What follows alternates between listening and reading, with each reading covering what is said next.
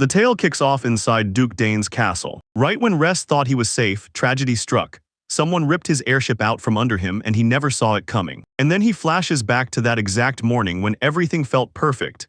At least that's what he told himself. Even if they exile him, he's buzzing anyway. Because finally he'll be free of duties and all the people he had to deal with. Right then, his stepbrother Vargas snaps and calls him out. Rest grabs him and asks, "Why are you out here with no one watching your back?" Vargas manages to speak in a faint, trembling voice. "I'm sorry, I couldn't stop my mother's schemes." Rest discovered his stepmother orchestrated his exile because she wanted her real son, Vargas, to take over as the next head of the Dane family. But our boy didn't mind at all, because this was his ticket out, the one chance to escape that suffocating noble world. Vargas is choking on guilt. He's a pure soul, and it hurts him to the core knowing his older brother is being sent into exile in the undeveloped wasteland instead of their mother's homeland. Rest finally gets it. He's getting shipped off to Eldova Island to become its new lord, even though there's basically nothing there to rule. Yeah, that pretty much screams how much his stepmother hated him. Vargas still tried to help with the ship and a few attendants, but then he got reassurance that everything was totally fine. It still wasn't enough to pry the guilt and worries off Vargas's shoulders. And Rest genuinely adores his younger brother, so he goes out of his way to lift his spirits, insisting Vargas is the heir he was never able to become. Vargas figures his older brother is just putting on a brave face for him, and that thought cranks his worries up even higher. But he had no clue Rest was totally okay with being exiled like this, and all of it. And the last thing he needed was sympathy, because Vargas just won't stop shoving it into his face. Later on, Rest did things his own way. His maids whipped up a cake just for his 18th birthday, and the whole room felt like it was holding its breath. And the moment he came back, every single one of them couldn't wait to wish. "I hope Lord gets the most delightful, happy birthday ever, with peace in his heart." Over the feast, Rest finally let out a happy smile by the party.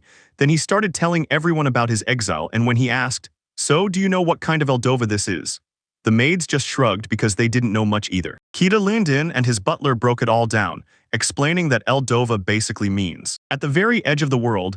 Eldova Island sits so far out in the sea that the kingdom practically quit trying to survey it. Just like its name says, it's truly the farthest end. That's brutal to imagine, Lord Rest's exile being sent to a place like that. And Rest was totally fine with that.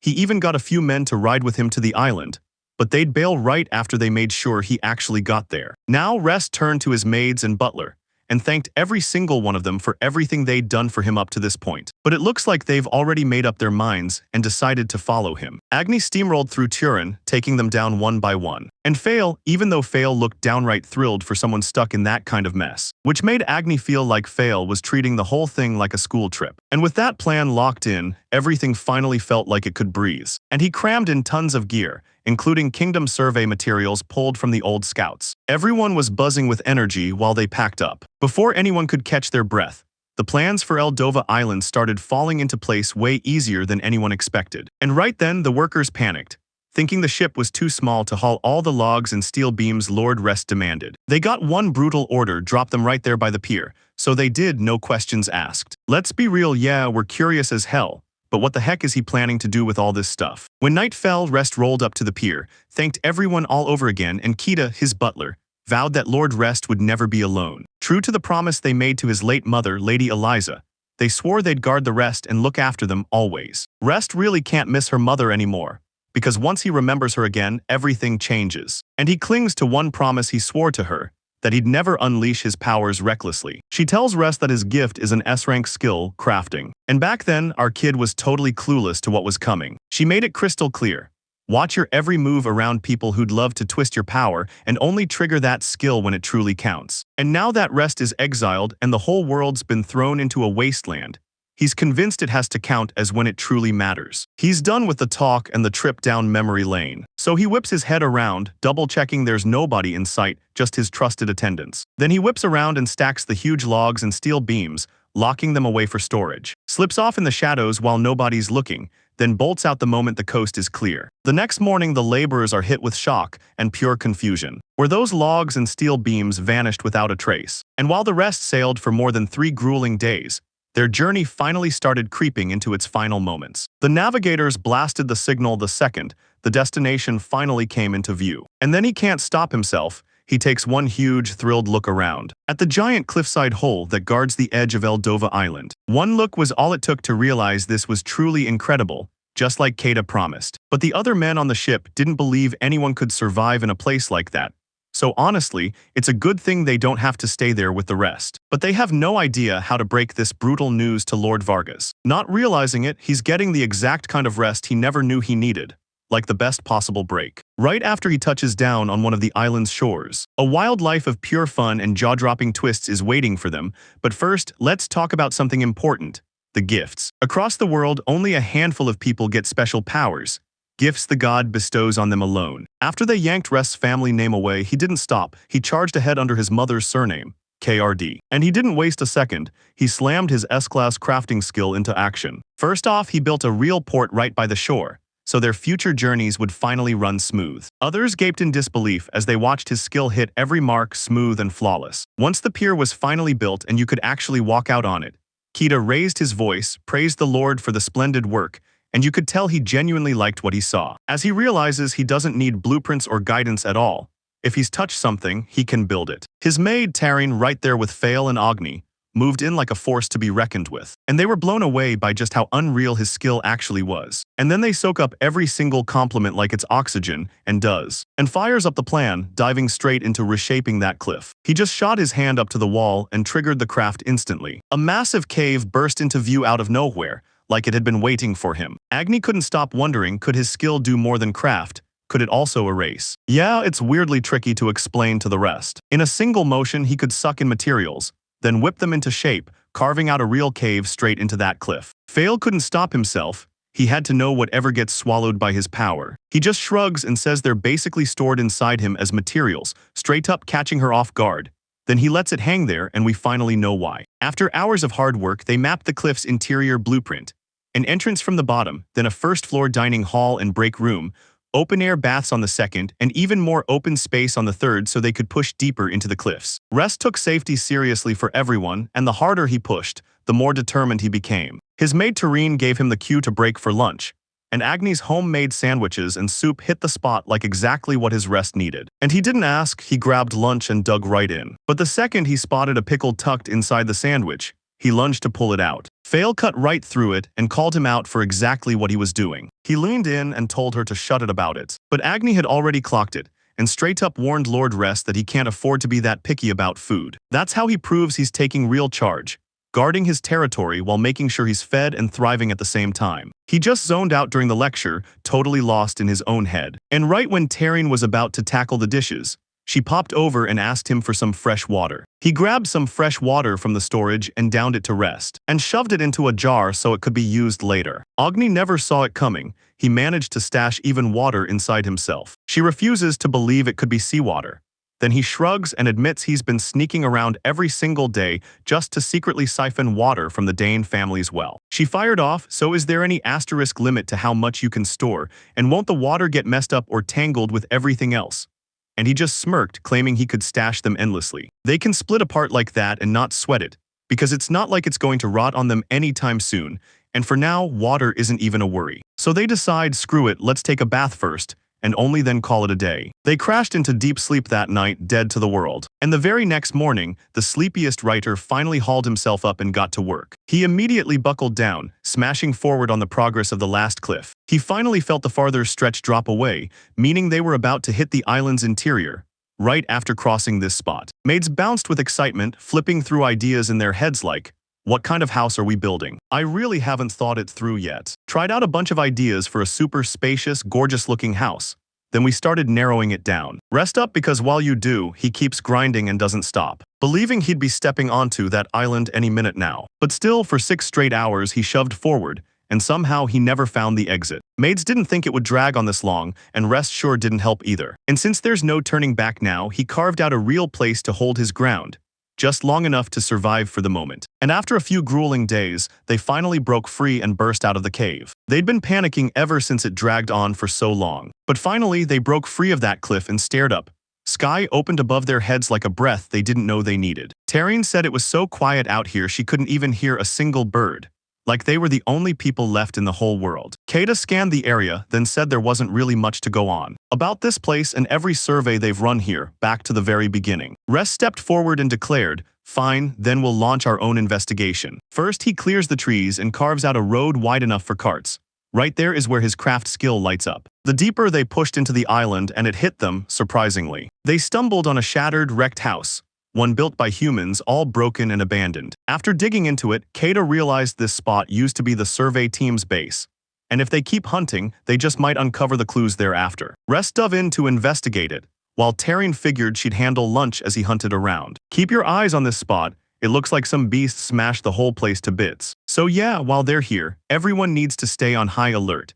And Rest was relieved they actually checked the rubble before he swept it all clear with his skill. Then he spotted shattered stairs, leading him straight to a room that looked like it was waiting to trap him. Keita figured this had to be the commander's office, or at least something close to it, and she expected to stumble on some ancient survey records inside. After the old wars got the survey shut down, Rest started to think about soaking in and absorbing the door to force it open.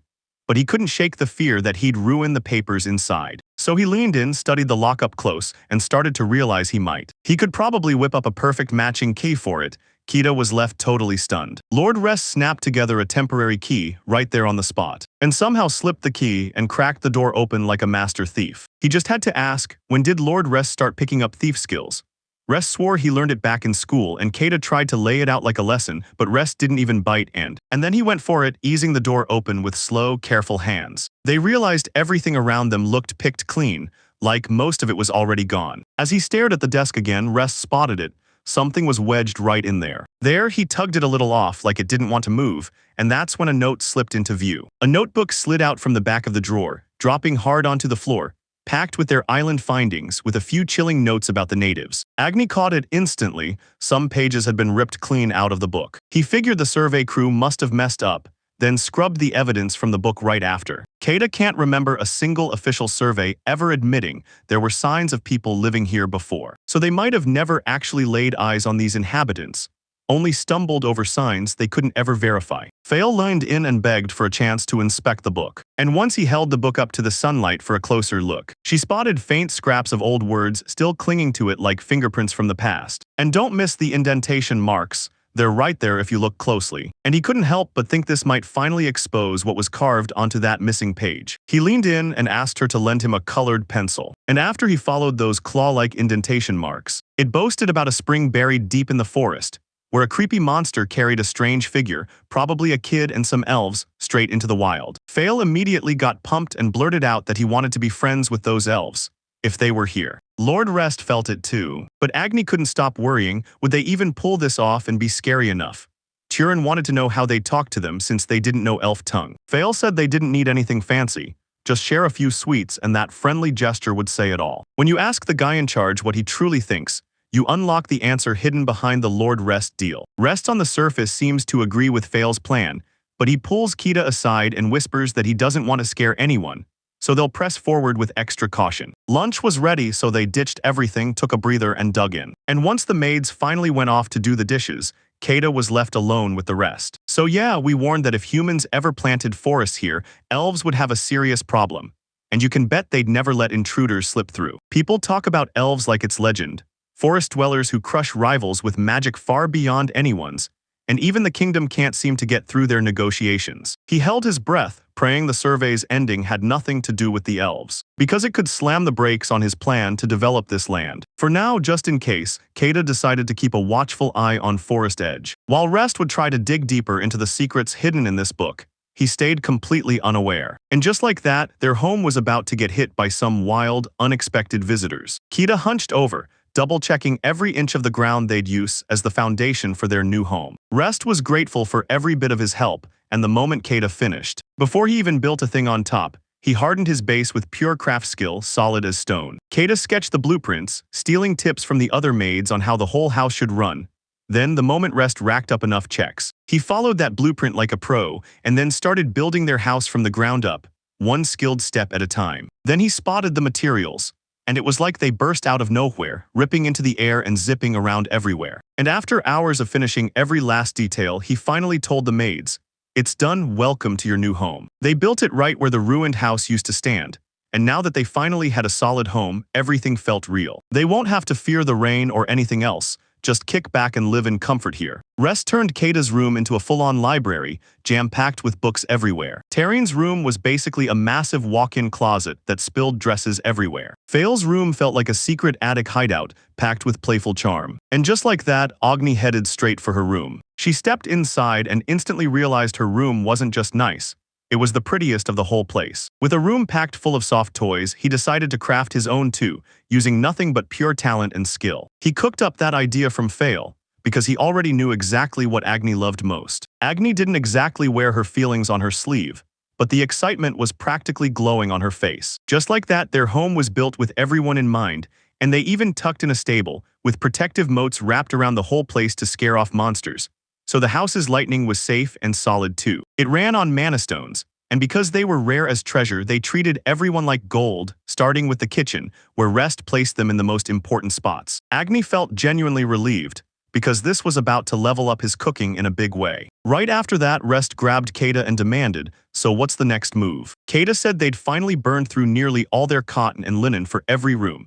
So now they had to grab the sails and head to nearby towns to restock. Rest is convinced this is exactly the move, and he could finally spend the money he'd been given the moment exile hit. But he decides their first mission is simple: hunt down something nearby they can trade. Kita gets it, yeah, his reasons make sense. Now it's time to chow down. Everyone crowded into the dining hall, bowed their heads to thank God for the meal, and then dug in like they couldn't wait any longer. Rest breathed a sigh of relief, grateful everyone jumped in to help.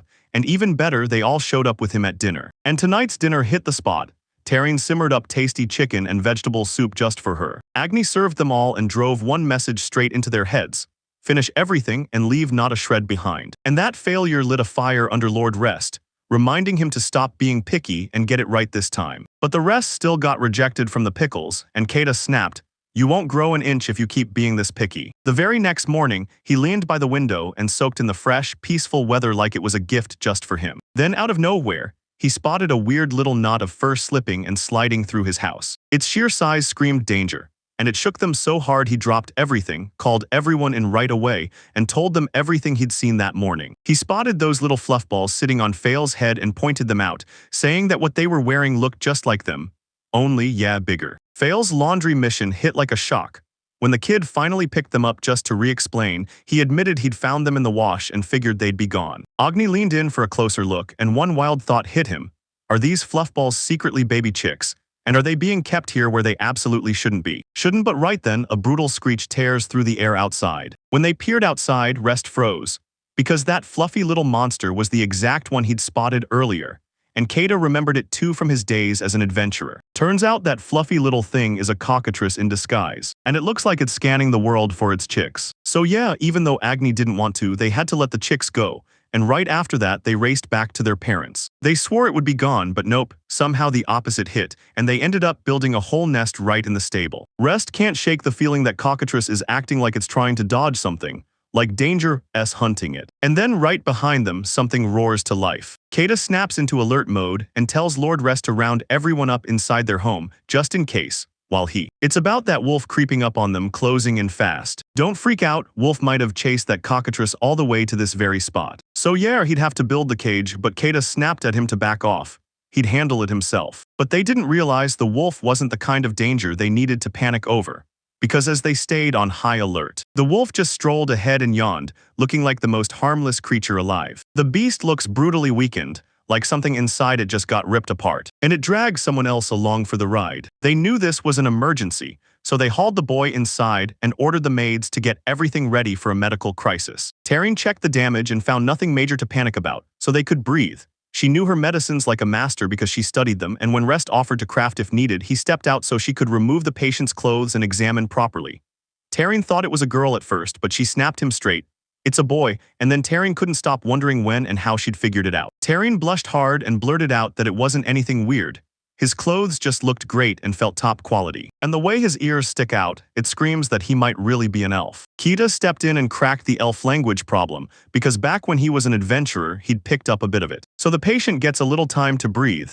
Agni grabs the pot and races to whip up some soup. The maids snickered as they served him soup, wishing he wouldn't turn into a picky eater, just like Lord Rest. Right then the elf boy snapped back to consciousness. Then he jolted awake and froze. These strange dudes were just staring him down. Still totally baffled, the elf boy blurts out in human words, "Where fall she?" They figured he meant that wolf, so Rest answered, "He's out there, grabbing food because he looks starving." He introduced himself, name, Rest, and told me he'd just shown up, fresh off his appointment as the new lord of this island. He cornered the elf boy and demanded to hear his whole story. The boy leaned in and said, "I'm Cortico." Turns out he stepped on a slate of flowers outside their village, because if an elf touches it, they instantly lose every single ounce of their magic. The boy's hand darkened grain by grain, and Kada snapped the truth into focus. Elves live and die by magic, so if it fades, their life dies with it. Cortico adds that anyone who draws near to him gets cursed too, so he doesn't stick around. He leaves the village on purpose, determined to keep his trouble from spilling onto anyone else. Rest had never even heard of anything like that in school, so Taryn blurted that it might be an allergy, triggered by pollen from that very flower. Kada can't shake the feeling that it's exactly what's going on. So Rest told Taryn to check the boy up close, and Taryn already looked like he had it figured out. But she'll grill the boy first, leaving no stone unturned, and she'll have the results in hand by sunset. As the sun sank below the horizon, Turin pulled up to the others and made it crystal clear. It was already time. And while humans just sneeze at the pollen, the elves react way more violently. He failed and then snapped, "Is there a cure for this allergy?" She's got nothing, no cure supplies anywhere in sight. She grabbed the herb book and pointed straight to the one plant they were still missing. Then when Rest glanced at it, he immediately dove into his storage, checking whether it was still alive and working, to see whether he'd ever stashed something like it away. Good news, he spotted something that looked almost identical, and you could tell he'd gathered it earlier while crafting through the mess to clear the way for the road. "You've gotta try it, you really might be surprised." So he grabbed the herb and fired the question at Turin, "Is this the right one?" Relief lit up her face. This was exactly what they needed, and she bolted to the kitchen to brew it immediately. Some people held back until she finished, then after. Cortico took one sip of the soup, lit up and said it was delicious, then turned around and thanked them for the help. He admitted he had no idea this house even existed before. Agni snapped back that they'd shown up here super recently, and that was basically all there was to say. Agni leaned in and demanded, "So, are there any more elves back in your village?" Cortico shot back that his village isn't full humans at all. They're secretly half-elves. And Fail even points out the twist. He's basically Agni's kind of similar because she's half-beast folk too. Since the medicine needed a little time to kick in, Agni leaned in and asked if he wanted something to eat before resting. Fail practically begged for the chiffon cake she made, but Agni didn't exactly make it his call. Fail pushed Cortico to give it a shot, claiming it was legendary, soft, smooth, and downright delicious. Agni couldn't pull off the recipe without eggs, and there weren't even any chickens around here to get them. Agni doesn't remember spotting a single bird anywhere, and she decided to go straight to Lord Rest about it, only to realize a few days later Cortico he looked completely fine, and even his failing hand bounced back. Taryn's medicine worked like a miracle. Fail, and the others finally dropped their worries and let themselves rest easy. But then right out of nowhere, they heard Agni's scream tearing through the outside air. So they bolted over to see what on earth had just happened. He watched her with her eyes wide in awe, but disappointment hit just as hard, because the cockatrice still refuses to warm up to her. Russ told her it's normal, monsters keep their distance, but she didn't care. She just wanted to befriend it and shove her face into that fluffy fur. Cortico strode up and offered to help her make friends with the cockatrice, which in their village they call cocoa birds. He even told them they could snag eggs from cocoa birds, then broke down the whole process step by step. Rest wasted no time and started building a chicken coop for the cocoa birds, then rushed to soften the bedding, because these delicate birds would flat out refuse to lay eggs on anything hard like stone. And just like that, the coop went up without a hitch, and the whole eggs problem was finally wiped away. And when it was all over, Agni even blessed them with fluffy chiffon cake. Cortico couldn't help grinning. This was the tastiest thing he'd ever had. And yeah, plenty of others loved it too. Kada just didn't see it coming that those cocoa birds would be so ruthless they toss out the unfertilized eggs and keep only the good ones, giving them a reliable, steady supply of protein. Fail made Lord realize those eggs from the cocoa bird were so huge they were basically as big as his head. Later, right around dawn, Rest told Cortico, "Your parents might be worried, so you better head back," and then added, "If we're on the same island from now on, I'll use this moment to go and greet them too." He also went ahead and started planning gifts for them, and that's when Cortico chimed in. "The cake is exactly what you need." With the antidote made from the Slata flower. He thanked them again, but his stomach churned. What if it wasn't truly okay for him to go back? Turin grabbed his confidence and told him, "You're good now, you're fully healed." Now Rest was pumped he'd landed someone as solid and trustworthy as Turin riding with him. With that decision locked in, he declared he'd show up in Cortico's village the very next day. In his spare time, Lord Rest tried to tuck the magic stone away, only to have it slip right through his efforts. He wanted to pick them up and carry them himself, because if he could hold them in his hand, everyone would finally notice. He snagged the old clock his mother, Lord Eliza, used. Then the past came crashing back like a flood of memories. And Rest pushed for action on the clock, because if its magic died on the road to Cortico's village, everything would turn into a disaster. So Terran geared up to go with him, checked the route together, and made sure they'd find their way back home. Back home, now breathe, then take a good, close look at Cortico and his wolf. They figured they might have stumbled on that monster child the survey team scribbled about, and the spring buried deep in the forest could be the spot near Cortico's village. Now Kata turns to Lord Rest and shoots a question. Should he, along with Kata, ride out and escort Cortico straight back to the village? Because monsters could be lurking out there in the forest, and that could turn deadly fast, but Cortico straight up confirmed there weren't any dangerous monsters lurking out there. Yeah, none. And in that forest, the sacred beast is right there, keeping every dangerous monster out. Rest had never heard a peep about the sacred beast until this moment. Cortico says the holy beast sometimes comes by the spring shrine to watch over everyone like a guardian over the forest.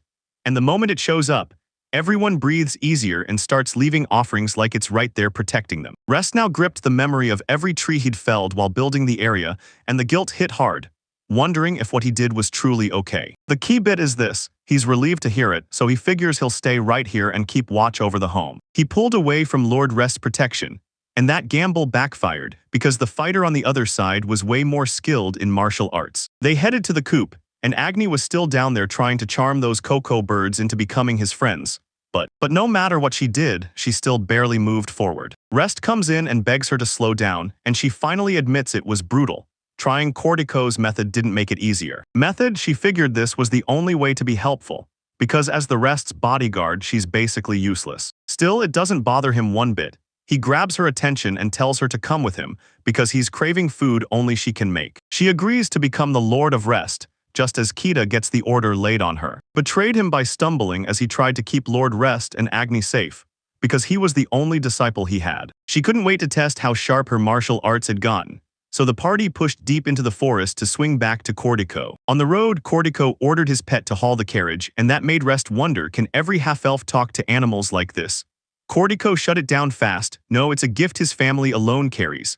That's why he used to be the village's go-to animal keeper. Later, they pitched a camp outside because the road to Elf Village stretched on, and she stayed on guard all night watching them closely, because she's the kind of fighter you can always trust. Next morning, she jolted awake, dragged Agni with her, and swore she'd just seen a fluffy little creature lurking outside. And because Agni had a thing for fluffy creatures, she couldn't stop herself.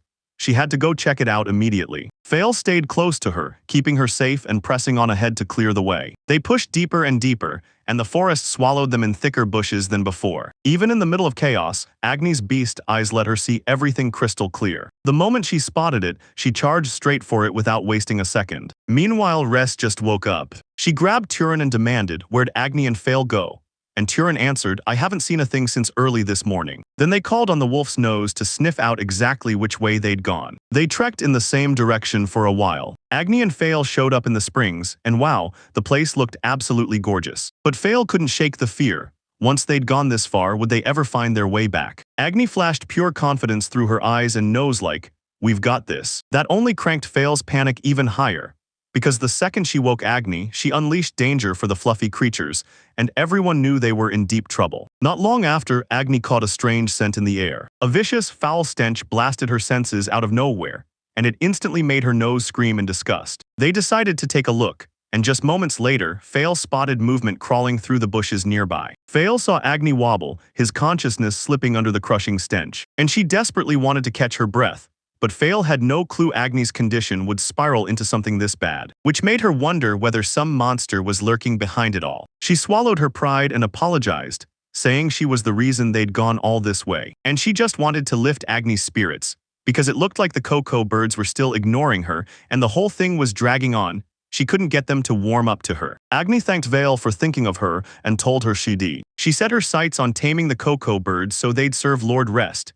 And Fail knows all of it, down to just how badly Agni wanted to be friends with them too. Agni can't deny it, then Fail beams and tells her, "You're already so reliable," praising her cooking too, and that's when Agni realizes she's got everyone thinking she's more than amazing already. Agni keeps calling herself a failure, because when trouble hits she can't protect Lord Rest, no matter that she's a half-beastman and still has nothing to prove in the martial arts. She blurts out that she's got an older brother who's basically her total opposite, and somehow he's amazing at every single thing a proper servant is supposed to know. She was so clumsy that you could practically hear the thud of her getting kicked out. Right after Lord Eliza praised her cooking, Agni's nerves melted away, and she stepped back into being a maid, serving like she'd never served before. Suddenly, Fail just confirmed it. Something is lurking out there behind the bushes. And just like that, Rest and the others stormed in too, after tracking Fail and Agni, and Fail's face lit up the moment he saw them. Then bam, something bursts out of the bushes and rockets straight toward them at full speed.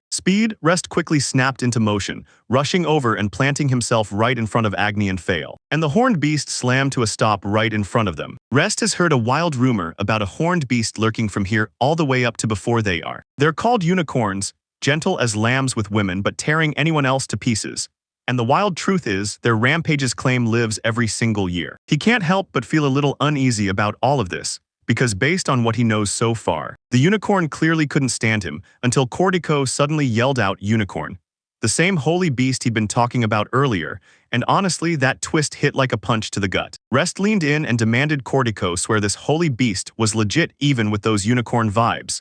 Then the creature suddenly cut in, snapped the whole thing and corrected him.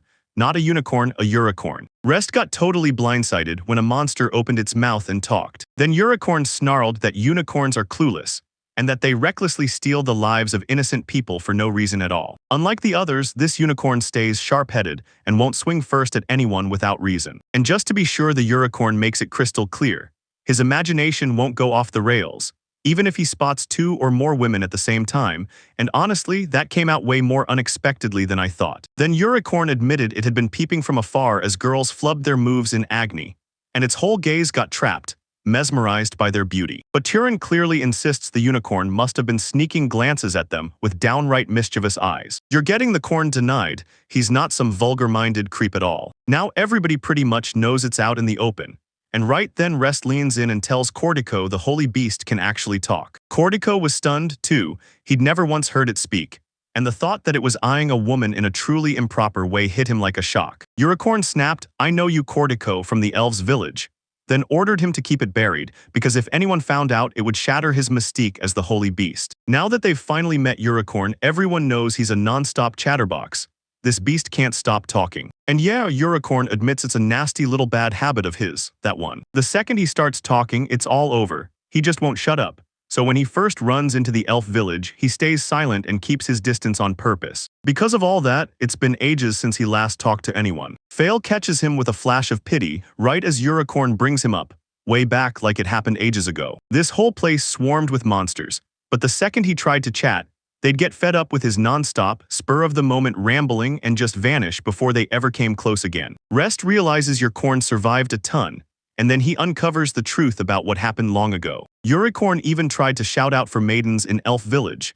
Then their reply hit him like a punch, shattering his heart. Agni doesn't hold back at all. He straight up thinks this guy reeks so badly it's unbearable. Uricorn's heart shattered again when she heard it from her, so she turned to leave. But Cortico slammed the brakes, blocking his way, and told him he wanted to talk to Uricorn more, if that was okay with him. He's buzzing to hear every tale Uricorn has from the old days of the Elf Village, and he's sure the others from his home would love to listen too. Yet Uricorn can't shake the fear that his smell will still ruin everything. They try to ask the maids if this much stench is okay, but the maids wrinkle their noses and show pure disgust. So yeah, it wasn't that simple. He decided to try a wild idea to scrub that Uricorn clean. Tarina shot them a confident look and promised, "Don't worry, I'll wash him up the right way." Uricorn couldn't stop grinning at the thought that a maiden might actually do this, but one wrong move, and that pure body of hers could get stained by him. Still, he refused to let this chance slip away. Then his heart got shattered anyway, when he learned it would be Rest who ended up washing him. Agni made it crystal clear he wasn't coming anywhere near him, and that snapped the poor horse's heart. And he swore he even started washing up every single day, so much so that he practically moved in by the spring, all because he wanted to make sure he'd never smell when he finally met his maiden one day. But there he was still busted after every bath, Even rolling in herb scents like that would fix it. Until the last thorough scrub finally left the unicorn looking spotless, clean, and downright elegant. It looked fancy, but the smell barely budged, like it vanished by only 0.01%, and honestly it didn't help even a little. Then Turin pitched the idea, smother the beastly stench with perfume. And the unicorn was totally up for it, especially if a maiden brought the idea first. Then she laid out every single ingredient he'd need. But somehow they don't have the last one. She drew it for him, but he can't even wrap his head around the fact that something like that could exist anywhere on this planet. Because her drawing's a total mess, she still insists on calling it Severia flower. And when he tried to decode it with his craft skill, it all just wouldn't click. Unicorn clocked the danger in an instant and snapped his gaze straight to Terrini. Then he demanded she hold his horn, and she froze, stunned by how fast the request hit. And Agni was fuming because this horse kept firing off the most bizarre, fetish-filled demands. Unicorn secretly dreams of a maiden touching his horn, but he can't just wait. He can read the thoughts of anyone who touches it, so now he's wondering if he's seen what the Severia flower looks like, and whether she can help just by what she's thinking. Rest was ready to take a shot, but Unicorn slammed the brakes, because it absolutely hates any man trying to touch it. Rest thought Unicorn was just being shy and holding back, while Fail was buzzing with excitement. She straight up grabbed the horn, then demanded, "What are you even thinking right now?" The second Agni caught sight of the Unicorn's pleased face, disgust slammed into him. Then Unicorn caught Fail daydreaming about sweets, Agni's chiffon cake to be exact, and Fail snapped, "Yep, that's exactly what I'm thinking." Now that Taryn was 100% sure Unicorn had that power, she stepped forward to test it herself, and warned Unicorn, point-blank, not to read a single memory except the ones tied to flowers. Unicorn swore he'd keep the maiden's secret, then he pressed a touch to the horn. She kind of loved that warm, wild feeling, and Unicorn just wanted her to squeeze even harder. Eventually, Torin snapped and beat the shit out of that fake played horse. Unicorn shot back right away, saying he'd actually seen those flowers bloom in a nearby cave like a miracle, and it hit them as perfect news. And then everyone snapped to it and rushed out immediately, hunting those flowers like their lives depended on it. Cortico spots the cave the moment they arrive, the exact place the elves were warned never to get close to. And when Turin points it out, he's sure it's the Severia flowers, because their brutal scent can knock anyone flat into sleep. Now Rest snapped into action. He and the other adults were going to grab them, while maids had to stay put and wait right here. Agni and Turin stumbled into the cave, dropped their guards, and finally let themselves rest. And at last, they stumbled into a hidden flower field deep inside the cave. I couldn't believe my eyes. This stunning flower field was blooming in a place like this, and it hit me out of nowhere. Rest only wished Keita could have seen this with his own eyes. Agni jumped in and said, "Why not grab a few flowers to take home too? They'll brighten up the dining table just like that." Tarin thought this was a brilliant move, so yeah, that's what he went with. He stashed the flowers away neatly, making sure he had enough, without ruining the vibe of this place. Right then he felt the ground tremble under his feet, like a tiny earthquake hit out of nowhere, and before long he heard a voice shrieking for help. So yeah, that can only mean one thing. Someone's in serious trouble, most likely tied to Cortico's village. He barreled over in a flash. He reassured the anxious girls, "I'll be fine on my own and I'll come back for you later at the entrance," where Unicorn, Fail, and Cortico were already waiting with their eyes locked on them. He shoved back to Lord Rest, and there he saw a person dangle off the cliff, one slip away from dying. Right then their grip failed. Hands slipped off the rock and they crashed to the ground, and Rest instantly fired up his craft skill to slam together a handmade arm of earth. He caught her just in time. She froze, stunned, her fall stopped in a weird way, and she didn't even get hurt. Then the Rest asked, "Are you okay?" She finally clocked it. He'd saved her. Relief hit him hard as he made it in time, and he stepped up to her side, introducing himself like, "Hey, I'm me." The elf girl was already utterly enchanted, struck by the charm of her savior. As she snatched his hand and burst into a smile, introducing herself, Astoria. Soon as the Rest kicked back in, everyone noticed the moment it came roaring in again. And Cortico suddenly realized his sister was with Lord Rest too, like she'd been pulled in for the same mysterious reason. Then Astoria finally spotted her brother, Cortico. She launched into a crushing hug and blurted that she'd searched for him for ages. Cortico confessed he'd been struck by a slate-of-flower curse, but Lord Rest ripped him out of it, and Astoria's jaw dropped when she realized Rest didn't just save him, he saved her too. After this reunion, they rolled up their sleeves, brewed a perfume from Severia flowers, and then they used it on the holy beast. Unicorn popped out with his fresh new scent and straight up asked the girls what they think now, and they lit up, telling him that nasty stench was totally gone. And Unicorn, "From now on, every month on the dot, keep rubbing this perfume in, no slipping." Unicorn finally stopped hearing the same cruel insult shouted at him by the maidens. Then Agni shot back, asking how the holy beast was even supposed to use it. Like, since he's a horse, what's he realistically gonna do with it? Cortico stepped up to help, and he's convinced the whole village will be thrilled to pitch in and care for the holy beast too. If Storia feels the same way, I swear, I'd count it as the biggest honor. When he heard Unicorn got shifted and moved, he leaned in and demanded, "So you'll really take him in, huh?" They cheered and nodded along, and when they saw how everything turned out for the best, pure happiness swept the whole group. Then they teamed up and headed straight to the elf village together, like it was their next big move. Unicorn pops off like, "Yo chief, what's up? Long time no see." And the chief shoots back just as easy, greeting the holy beast and then asking, "So, when did we talk last time?" Unicorn snapped him back to those days when he was still young, and as they kept talking, Rest couldn't believe it. The chief already knew Unicorn and had known all along that he could talk. Now fast forward, Rest steps in while his maids help him craft the cure and even teach everyone how to break the slate of the flower curse. At first, they refused to believe it, until Cortico stepped in and vouched for it, and then he watched his own curse get cured right in front of them. Now this discovery is going to blow their hunts wide open and push them into even bigger prey. And they thanked Lord Rest for everything he'd done for them. He was so easy to talk to, and he even told them they could come back and help whenever they needed it again. Cortico marched up to his father and greeted him with a huge smile. And just like that, they shared the happiest reunion. And yeah, Rest's grind paid off, because the village finally welcomed both the holy beast and Cortico. It freaks him out to think he might one day have to face his father too. One looked him dead in the eyes and said, "This island is already yours, so stop panicking and worry about nothing." After hearing that, Rest felt weightless, like the world finally exhaled. So he clamped down on his resolve and vowed to give it everything from now on, being the lord of this island for real. And his very first move was calling for a proper chat with the elves. Before any of that, Astoria pulled him aside and called out, inviting him to lunch. She really hoped he'd come join them. Restat caught the switch to casual clothes, and only then did he realize he'd missed her beast ears before. She leaned in and told him, "I'm a beastkin," which is what left him completely baffled, because she was Cortico's older sister. She just hauled them home and between breaths spilled her whole past, how she drifted onto this island by pure luck, and the villagers rushed in to save her. Seriously, Cortico's family took her in like she was their own daughter, and Rest couldn't stop learning more about her after that. She's from Beastkin country, the Gora Empire. Astoria swears she's really the Empire's third princess. Then she slams the engagement off and bolts into the night. Rest actually gets it, because loads of people really do lock in those political marriages just to stay aligned. She said she'd rather live wild and free, fall for someone she truly likes, and get married to them. Rest kind of gets it, he came here for freedom too, same as her. And then boom, right out of nowhere, she walked up to Lord Rest and straight up asked him to marry her. This hit like a total shock, not just to him but even to all his maids too. Astoria looked dead serious about the whole thing. He backed off a little and asked straight up if she really meant marriage like real marriage, the whole marriage kind. But then bam, someone barreled in shouting, "Wait up you guys." He spun back from his rest and froze.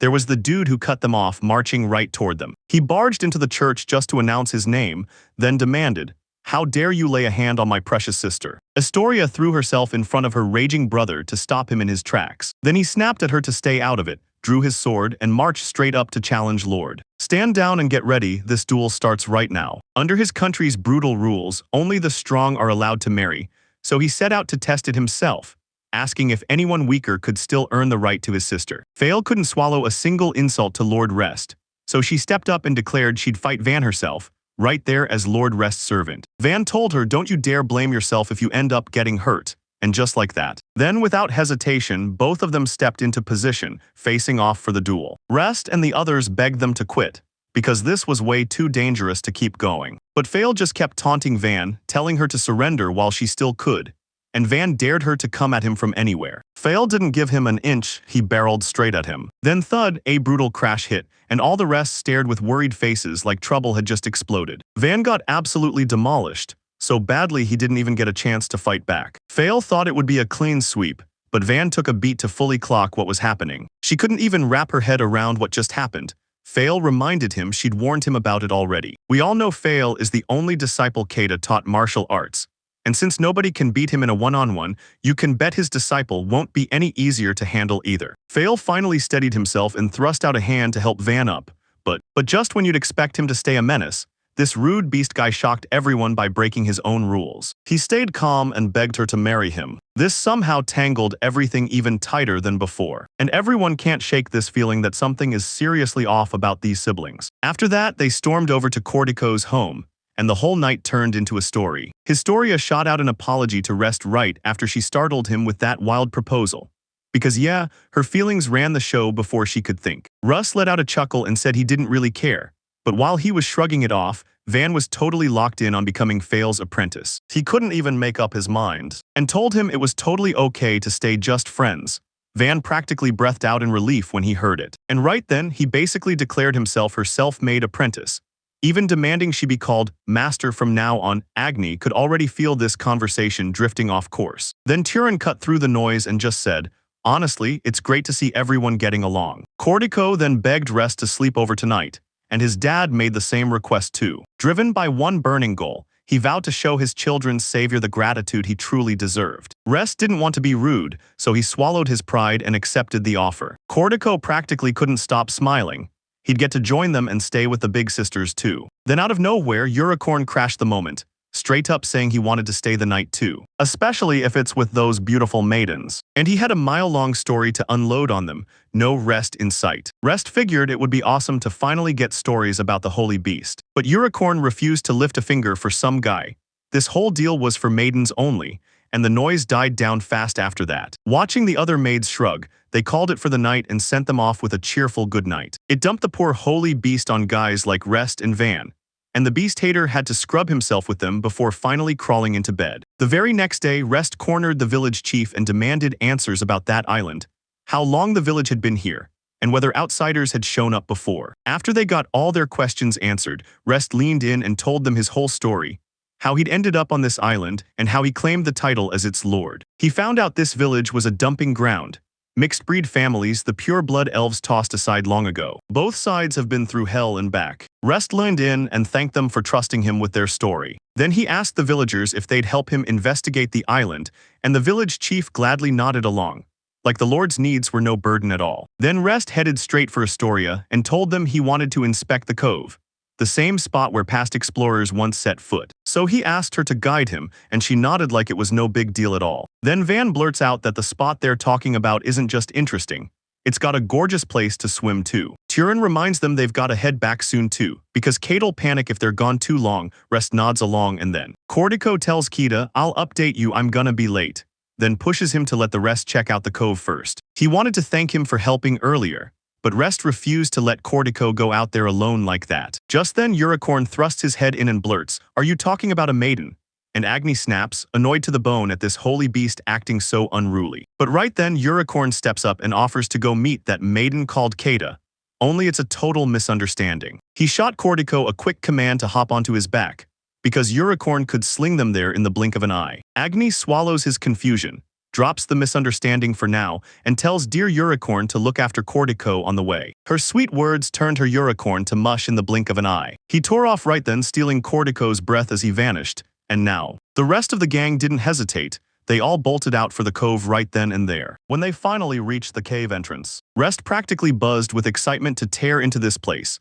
And right when he stepped into the cove, he had a device in hand, ready to put it to work. Here's the full map around the elf village, every spring, that savage patch of flowers, the hidden cove, and more. Because the road ahead was swallowed by darkness, they fired up torches and lamps to slice through it. But just then, Rest noticed the entire area felt like a twisted maze. Vanna looked him dead in the eye and swore he knew these streets like the back of his hand, and shoved them right to the spot he named, where that lake waited. Everyone got hit with the change immediately, and it was Taryn who pulled it off. She made bikinis for literally everyone. They didn't even hesitate. They cannonballed straight into the water and started swimming like they meant it. And while everyone else was busy soaking it all in, Taryn rushed in and helped Astoria fix her outfit. She hurried over and asked Refer how she looked. Rest leaned in and told her she looks amazing in it, and Agni, he looked just as good wearing the same outfit. Historia shot a question at Rest, why don't you swim with them? Rest admits he still has some survey work to knock out before anything else. So she'd want to know right then, tell me, is there anything I can do to help you? He leaned in and asked her and Agni if they could jump in and help with something. They went for a swim,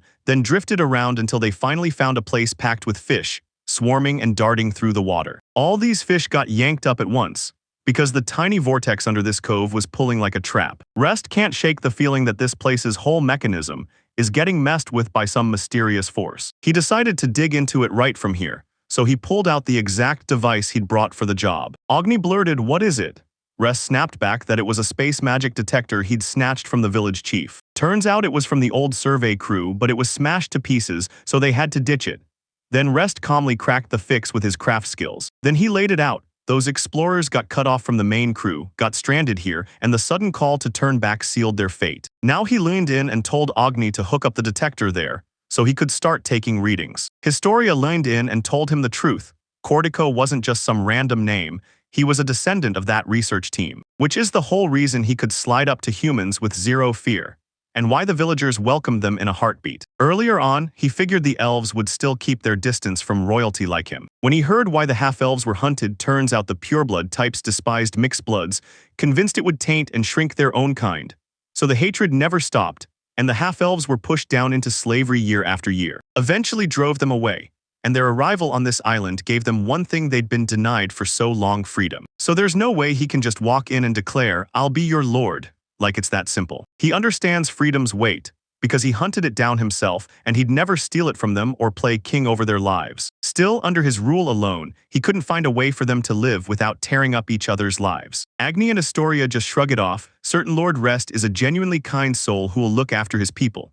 Somehow, it'll all work out. He shot them a grateful nod and thanked them for all the praise. And before long, Van and Fail came back dragging the fresh fishes they'd hooked. Tareen and Agni geared up to grill them for the whole crew, then capped it off with a mouth-watering fish party. Van leaned over and grilled Rest, asking if that device he dragged in had turned up anything. Rest muttered that this cove's magic felt way stronger and way more dangerous than the elders ever warned. So yeah, they've gotta report it to the elders later. After that meals, they made up their minds and headed back right then. When they finally rolled back into the elf village, the village chief stepped forward, thanked the rest for their help, and praised the cove for taking them in. And finally, with that, they could live in peace, settling into life as Lord Rest's subjects at last. Rest asked, "Are you sure this is really okay?" And the village chief snapped back, "We've already been driven out once. When we came here, we had nowhere else to go." So he's trained himself for two outcomes. Either he'll serve whoever rules this island, or he'll take up arms the moment a tyrant steps in, and don't worry, he'll never try to become one. And the village chief knows for sure he won't have to stress about it anymore. Hand in hand, they shook hands with their brand new lord, thrilled to dive into work together. Astoria and Agni lit up like kids in a candy store, because this meant they'd get to run around and play together all the time. Meanwhile, Cortico tore through the sky straight to Rest's home, soaring over Unicorn the whole way. And as soon as they finally rolled up, Unicorn slammed down from the sky and trudged toward the mansion, slow and deliberate. Unicorn was practically bouncing to meet Miss Kata, while Cortico stood there amazed that the trip was already over so fast. Kata clocked their presence, stepped out himself, and welcomed Cortico with a sharp, upfront greeting. Right as the Corn sensed they had Lord Rest missing, you realized it too. You were all there, but he was. Miss Kata isn't anywhere around, and the second I hear his name. Kata stared at it and demanded, "What is this?" Then insisted, "Yeah, I'm Kata." Unicorn finally clocked it. The trap had been set on him, and he'd been totally played. Meanwhile, Cortico didn't waste time. He straight up filled Keta in on everything Lord Rest had been up to lately. Keta finally heard about Rest, and about everyone digging into the cove, while Cortico stepped in with flowers Lord Rest had gathered earlier. And honestly, Keta felt honored just to meet a holy beast like that. He could feel Unicorn's aura hanging in the air. He figured he deserved someone to listen, and he just couldn't wait to hear Unicorn's story.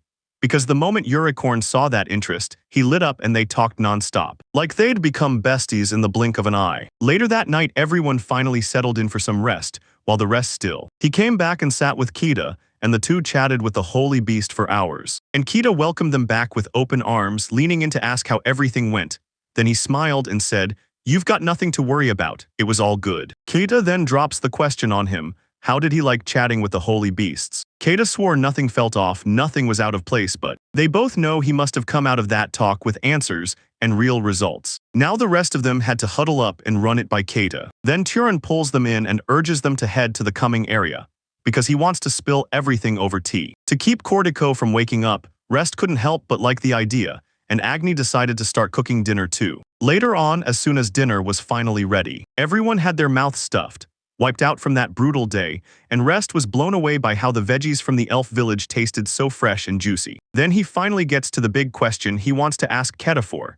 He's begging to build a road straight to the elf village, because they can't move fast enough, not when the holy beast leaves them in the dust. It'd let them zip between the village and their home whenever they wanted, grab fresh vegetables, And best of all, meet Van, Astoria, and Cortico with zero worries. He hung around, itching to grab a bit of advice from Keita, wherever he could. He pushed to build the bridge up high, right over the trees, so he wouldn't wreck the forest. Keita begged for just one night, swore he'd lock in, study hard, and bring back fresh designs. Rest took a break, dove into the materials he'd gathered, and trusted Keita with Rest while he counted everything up. The very next day, Keita laid out fresh blueprints and Rest practically lit up, because this was exactly what he'd been needing. He studied the blueprints like they were a puzzle he could crack with pure craft skill. Then he snapped into action and began laying the foundation for the bridge right away. Unicorn was blown away by Lord Rest's insane craft skills. And honestly, it's wild how just one moment of rest can soak up the soil like a sponge. And whoever gets in the way had better demand it back, because I'm using it smarter, more efficiently every single time. Maids and Cortico kept watching him from the sidelines as arrests began creeping into place, slowly turning the forest stretch into a bridge-like road. Cortico figured the whole stretch would be over in a blink. But Rest snapped back, his reach is capped, so he's forced to run the same loop again and again. The maids rushed to prepare the snacks and meals they'd need to get through the break. Before long, the workers slammed the last bridge supports into place, and the whole structure was finally ready to stand. Unicorn had no idea Rest was this determined. He actually gets things done, unlike the guy he'd been thinking about. So while Rest is busy thanking him for the compliment, Agni cuts in and says, "Yeah, it was." Rest clocked in again and wouldn't stop, pushing through every moment until he finally tore through the last stretch of the road, from his manor all the way to Elf Village. The moment the road was done, the villagers stormed into action, using it immediately to haul all their stuff right from the start. The village chief traded off his fresh veggies, while Cortico asked for warm, just-baked Sivan and Astoria. Then the former third princess and the crown prince of the Gore Empire swept in too, meeting Lord Rest along the road as trade and travel between the two places kept surging forward with every passing day. Right in the middle of all that chaos, fresh faces start to show up. It looks like they've clocked every shift on the island, but nobody can say where they even came from. The story cuts to the kitchen, just like it always does. Agni jumps in to help Astoria learn how to bake cakes, but she still hasn't learned how to rein in her strength in the kitchen, and everything around her keeps getting wrecked. Agni figured Astoria would need a good chunk of time before she really got the hang of it. Astoria blurts out that baking can't possibly be this brutal, especially when her beastman strength won't cooperate, because she's just not used to anything this delicate. And at this pace, she starts to crumble, convinced she'll never measure up enough to become Lord Rest's bridge. Agni's mind raced through a dozen ways to deal with Astoria's terrifying strength. Then it hit, why not start by showing her making bread first? Once she spilled the truth about breads, Astoria was completely in hook, line, and sinker. She couldn't shake the worry that she might mess it up, but she wasted no time. She grabbed the ingredients and started prepping them right away. She kept her fingers crossed that Lord Rest would absolutely devour the bread she'd made. Agni hovered over her shoulder, watching every move as she kneaded the bread. She handed over the bread and promised Astoria that Lord Rest would absolutely love it. Astoria soared above the clouds, daydreaming about the day she'd become a killer cook and melt Lord Rest's heart with her cooking, because she'd be his wife. She figured he'd taste her too, along with all those breads, which sent her spiraling with wild thoughts, and she overpowered the moment, only to mess it up worse than before. Yeah, Astoria still had a brutal long road ahead of her. Then Terran showed up and asked Astoria, why not make some perfume together for a change of pace? Astoria couldn't stop thinking, how in the world was this supposed to help? Terran leaned in and promised her that a gorgeous fragrance would make her feel truly irresistible. Astoria can't stop picturing this. What if she douses herself in perfume before her date with Lord Rest?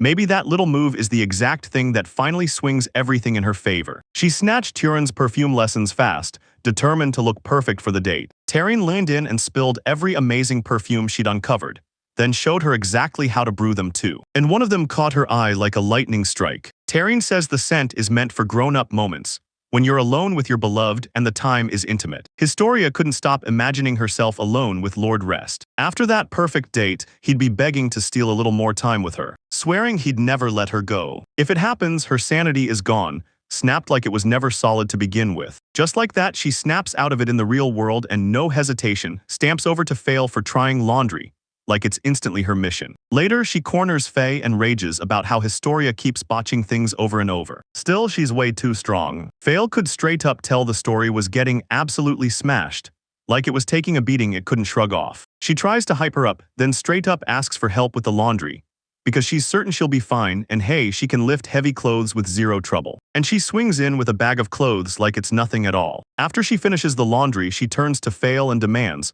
Okay, what happens next? Injured and still stubborn, Fail tells her to fold the clothes anyway. And Lord Rest's shirt is right there. Astoria clutches his clothes in her hands. Then he imagines it again, tearing off his sweaty clothes, and she can't help it. Her imagination goes straight into wild, lewd territory. With sheer out-of-control power, she rips right through Rest's shirt. And she drops straight into a wave of crushing guilt for ripping Rest's clothes, while everyone else cheers her back into the light. Don't worry, nobody's getting mad over those torn clothes, because he'll just patch them right back up with his skill. Right then, Lord Rest arrived, and the delicious smell hit the air like a promise. Someone was definitely cooking up the meal. The second Astoria spots him, she goes completely still, begging him to step up and ask what's wrong. Wrong, she swears it's nothing, but then Taryn spills everything to him. Historia's freaking out because she can't do a damn thing that actually helps. Rest told her she's the princess of Gar Kingdom, so he shrugged it off if she can't cook or do laundry, while Taryn understood the truth about a maiden's heart. Who would not go to the ends of the earth for the man she loves? Rest was totally clueless, though when she lays it out, it's clear. Every girl wants nothing more than to shower her beloved with sweet, affectionate love. Van realizes his sister's imagination can run wild with that kind of strength. Then Fail slams the next problem. Astoria's utensils break way too easily, so they have to track down stronger ones that won't snap the moment she's done working. Rest mulled it over and Agni nodded hard, same plan, no doubts. If Astoria kept training at this pace, they'd blow through every single pot and utensil before long. Rest realized that if they wanted to craft tough tools that could hold up, they couldn't rely on wood.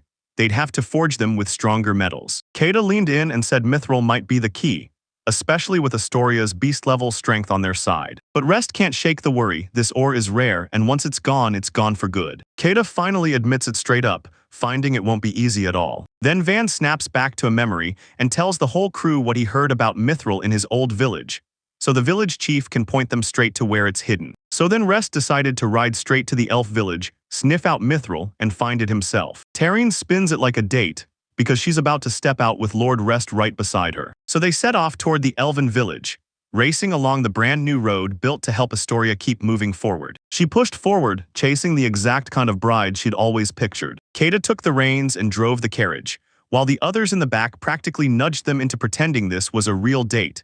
Astoria was thrilled to finally have time alone with him. And her brother Van kept his distance this time, no tagging along so they could get their privacy. Turin insisted she had other stuff to handle, while Agni calmly took over, prepped the bento, then handed it straight to Astoria. Even here, Fail stuck right there with them, so Tess couldn't wait to dive into this trip and enjoy every second. Kata shot back with, "We're investigating mithril," and that's when he realized, why was Kata tagging along for what was supposed to be a date? Don't overthink it, these guys aren't doing anything mysterious. They're just about to start making some cookware. And Kata snaps him back to reality. Mithril isn't just good stuff.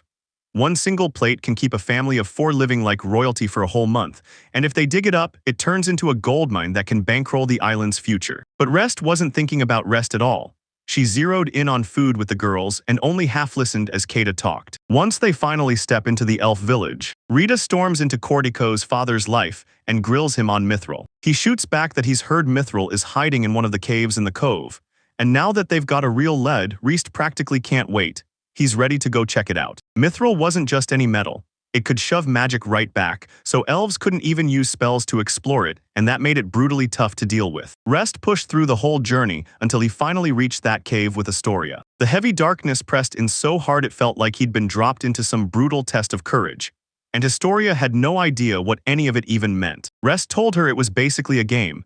Slink through a creepy dark mansion while artificial ghosts jump out to rattle the customers, and she immediately found the whole idea wickedly interesting. Until Fail suddenly freaked her out for real, because it was just a prank. As they pushed deeper, the light started to die out fast, so Rest grabbed Astoria's hand and because it was him, she instantly obeyed. No hesitation, no second thoughts. She gripped his hand like it was made of glass, making sure she never crushed a single squeeze. He told her, "Don't worry, it'll be okay," and grinned at her like he knew she'd give it everything. He found it weirdly intriguing, so he couldn't help asking Lord Rest, out of pure curiosity, whether he ever had girlfriends back in his academy days. Rest admitted he wasn't short on them at all, which leaves Kata reeling, because he never had a clue what Rest used to get up to back in his school days. First he'd pilfer things like a thief, and now it's his girlfriend's stories that prove he hasn't changed. Fail is freaking out over just how insanely popular Lord Rest was. But Kata just can't brush this off. Rest told him it's no big deal since he's a noble. But Astoria, shaken by what she just heard, panics inside. and without even thinking, she clamps onto his hand a little too tightly when he calls her out. She apologizes for the grip, but Resto cuts in and tells her to drop it and just enjoy the exploring, because they're here now. They push deeper into the caves, and Kita finally told them the moment they reached the exact spot they were promised. Turns out he'd heard a rumor that when elves tried to cast their magic and carve out a path, their magic died right around this spot, so for the rest, it's game over confirmation. Mithril is buried here. He took a swing at it, trying to soak it up with his craft skills, and immediately tore off a huge chunk of rock right from in front of them. Rest is stunned. His skill clicks perfectly, even against mithril. And that storage skill clued him in. He'd actually gulped down some mithril, all mixed up with the dirt. While Historia stared, utterly impressed. Fail snapped that there's another cave hiding behind those rocks, like they just got swallowed up. So they shrugged and pushed deeper, then just kept walking and walking without stopping, until they finally spotted a stash of tools, cups, and dishes, plus carved spots carved into the walls like ready-made shelves. Kita confirmed it. Mithril is behind it. And Rest gets the creepy feeling someone's probably home in there. After a minute, he suddenly spotted something up ahead, which turned out to be a person who looked downright furious just for existing near them. Everyone jolted from it and recoiled, then it all just shattered. Restai blinked and screamed for everyone to haul ass, because that figure came charging at him with a shovel. But the guy caught his eye, and that's when an idea hit him hard. He hit the brakes right in front of him, then started stomping his feet like he was about to explode, like I'm handing that guy a message in another language. The weird guy shot back using the exact same leg stomp rhythm. Meanwhile, everyone else is totally clueless about what's even happening. Just a minute later, Keita leaned in and told Rest the truth. Yeah, that strange guy was a dwarf, and the leg-kicking thing on the ground was just how dwarves greet and do their dwarf business. Keita didn't wing it from nowhere either. He had an old adventurer buddy who taught him tons of random facts, so some of it stuck. He can't talk to people very smoothly, sure, but he still pulled it off, showing loud and clear they weren't enemies. He shot a look at the shattered plate behind him and realized his absorb skill had done it. And the dwarf snapped at him for the exact same reason. He shot out his hand and with pure craft skill secured the plate in place, which made the dwarf grin because he wasn't mad anymore. Then the dwarf stared at him, and those eyes held a strange, unsettling mystery. And Russ clocks that look on his face, like he's waiting for something, and he's putting that pressure right on him. Then the dwarf pulled out a sculpted masterpiece, and Kita leaned in to explain that dwarfs are famous for their craftsmanship. Each dwarf has a mastermind, and once they churn out a sculpture of their master, they finally become the real deal, fully fledged and ready to rise. And it looks like the dwarf is begging Lord Rest to craft him a mithril sculpture, because he's already botched it again and again. Rest isn't convinced he can pull it off, so Keita pushes the idea. Use this moment to soak up even more mithril from the failed ones, then go for it and try carving a real sculpture at last. Just like that, they grabbed the mithril and sped back to the elf village. Cortico and his father never saw it coming. The dwarves were living on this same island, and somehow they looked like they'd already outlasted them too, while Keita remembers one key thing. Dwarves don't usually stick around in one place. That's the smoking gun. It proves the area is sitting on a mithril vein, so that's exactly why they won't leave. Now Rest isn't just finished. He's forged a mithril pan and handed it straight to Astoria. And she's praying she won't ruin it. She pushes hard and actually bends it. But only that much. It's a win since it still works. But then Keita leaned in and told Lord Rest straight up. When he crafts anything using mithril, it's 100% mithril. No alloys, no mix-ins, just the real thing. Even if he managed to sell that ultra-pure mithril out in the market, it'd blow minds and rake in enough profit to make them grin. But it doesn't feel like that at all. Fail can tell he's got zero drive for anything that looks even remotely exhausting. And don't you dare think it's right to meddle with mithril while the dwarves are living there, because nobody's letting you snatch their freedom. Because like him, they're living beings too, and all they want is to coast through life in peace. Next day, Taryn was randomly sitting there playing the flower game. He likes me not. And it hit me like a punch to the gut. When she finally pulled out a positive result in the end, joy hit her like a wave. Seeing her like that lit Fail's curiosity. What in the world was wrong with her? Right then, Lord Rest stormed in and asked Taryn for tea, but when she didn't so much as answer, Fail went to him and said she'd take the job instead, and Rest didn't care. But he still demanded to know what happened to Turin. Agni leaned in and told him, last night, when Taryn went out to pick herbs, she stumbled on someone there. She tiptoed over to see who it was, and when she looked, it turned out to be a young man. She blurted out an apology for cutting in, then lined in like, what's your name? But that guy straight up asked her to pretend she'd never laid eyes on him here today. But it was obvious she'd caught feelings for him, and there was no way she could just move on. Then he walked away for good, telling her to forget it like a nightmare because they'd never meet again. She lunged to stop him, but the instant she reached out, he vanished from her sight. She couldn't shake the feeling it might have been a hallucination. But she won't see it that way, because her heart's still hammering so hard it won't let her breathe. Rest sank into his chair, cradled his tea, and leaned in as he listened to the story. And he can't remember ever seeing anyone on that island with eyes like that. Agni couldn't find someone like that either. But every time she grilled Taryn, asking if a person like that was even real. Taryn stood her ground and swore. She even spotted a button the guy dropped while he was slipping out. She wanted a dreamy story, then she leaned in for more, but Taryn just couldn't stop rambling about that guy. Meanwhile, Agni had to juggle everything else now, so she hurried off to feed the cocoa birds. She clocked that the little chicks have grown bigger now, so it's naming time, and she's still absolutely obsessed with those cute, fluffy cuties. Right then she felt it, someone else was here, and she went straight to check who it was. The person finally stepped out of hiding, and it was the same young man Taryn swore he'd seen. But Agni can't shake the question, why is that guy dressed like Kita? And when the truth finally clicks, it hits hard. The one who came out is really Kita, and he's got a rejuvenation skill. But since she started serving Lady Eliza, he hasn't told a soul about it, until now. This time his skill went completely feral, and no matter how hard he tries, he can't snap back to normal. She's been hiding this skill for years, and the moment she got a younger body, she broke free, moving and working with wild energy, like the world finally opened up for her. But no matter how many times he tries, he still can't snap back to normal. Then someone said it so simply, and boom, his skill went completely berserk. Which is exactly what you'd expect from an old-timer, because it was the holy beast, the unicorn. And from up in the sky, he watched every word Keita said and heard every sound he made. Keita shot the holy beast a question for answers, because if anyone knew, it was him. Unicorn just smirked and told him to savor his youth form for now, since he couldn't return until that skill naturally burned off. But Keita refused to let it derail his duties. So he went to tell Lord Rest the truth, until Unicorn lunged in and stopped him cold. Because he knows Taryn's condition, and if she finds out, she'll be crushed by heartbreak. So your acorn's basically telling you, don't risk it. He's gotta stay hidden until his body snaps back to normal. Right then, Taryn showed up and spotted him, and that single moment smashed their whole plan. And without wasting a second, she called out to Rest, "That's him, the one I've been looking for." Rest stepped up, greeted the stranger, and welcomed him to Eldova Island. Agni wastes no time. He steps forward and delivers a proper, formal introduction, calling himself the Lord. Logni pushed hard to get Lord Rest to see the truth. This new guy is actually Keita, and there's a reason for this whole appearance, but Rest thought it had to be a prank because he knew Keita couldn't possibly be that young. Agni couldn't untangle the misunderstanding, so Rest and Taryn scooped Keita up and brought him inside for some tea. Unicorn bursts into laughter and says this situation leaves them with only one option. Both of them as partners in that secret. Agni snaps at him again for being creepy. And for now, they've got to keep a close eye on how this whole thing unfolds. Meanwhile, Rest was chilling in the dining room when a sudden question hit him. Where on earth did Keita disappear to?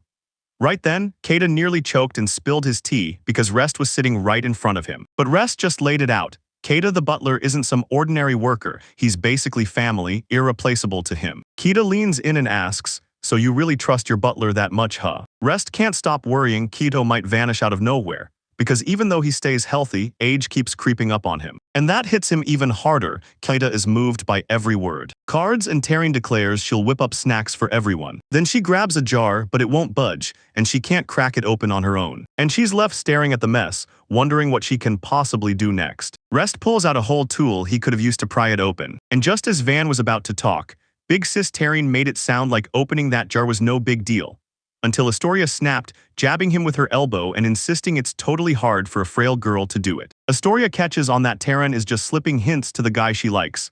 Then Keita goes, straight up opens it for her. Astoria throws cheers their way, while Unicorn and Agni keep watching them from a distance, praying that from this moment on nothing blows up. But just then she spotted Keita's hand inching back to normal, slow and steady. And his face was already sliding back toward normal, like the damage was backing off. It means his skill's power is fading fast, and if they keep stalling like this, they're going to fail to shield Taryn's feelings. Rest tells everyone to hold up, then mutters that he's dying to know where Keita disappeared to, especially since guests just arrived.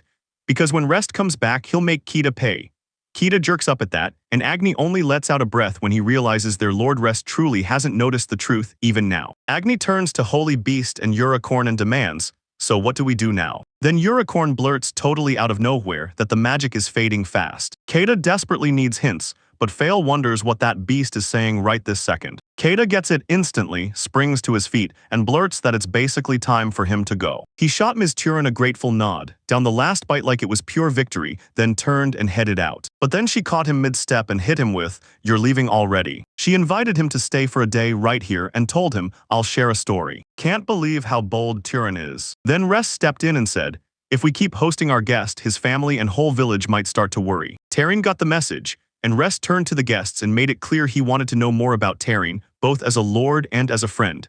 Then he asked him to come by again whenever he felt like talking, and seeing that smile, Tarin said. Keita just smiled back and took his offer like it was fate. Later on, Keita slipped into the forest, and before long his body snapped right back to normal.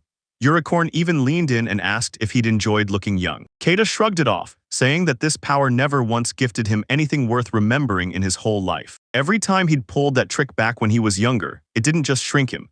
It turned him into a full-on kid, and his own party would end up crowding him, shoving him into tiny, cramped gaps just to fit. And the moment they spotted someone who outshined him, they suddenly kicked him out of the party, and he scrambled to talk them into letting him stay. They shrugged, told him that's just how it is, and vanished, leaving him to swallow the truth about the dead ends and the useless parts of his power. That's why Keita never looked back with fond memories of this skill. But today, it did something wild. It sharpened his vision enough to finally see Lord Rest's face clearly, something his old eyes couldn't do. And honestly, he figures Rest doesn't need him anymore, because he managed to chat with the elves face-to-face in their village and juggle the rest of the duties all on his own. Keita's mind flashes back to the day Lady Eliza took him in as her servant, then demanded he entertain her son with his wild adventurer stories and never, ever stop caring for him. He longs to tell Lady Eliza that her son has grown into a truly admirable man. Then Keita heads back to him a little later, and got hauled up and scolded by the others for vanishing like that without a single word.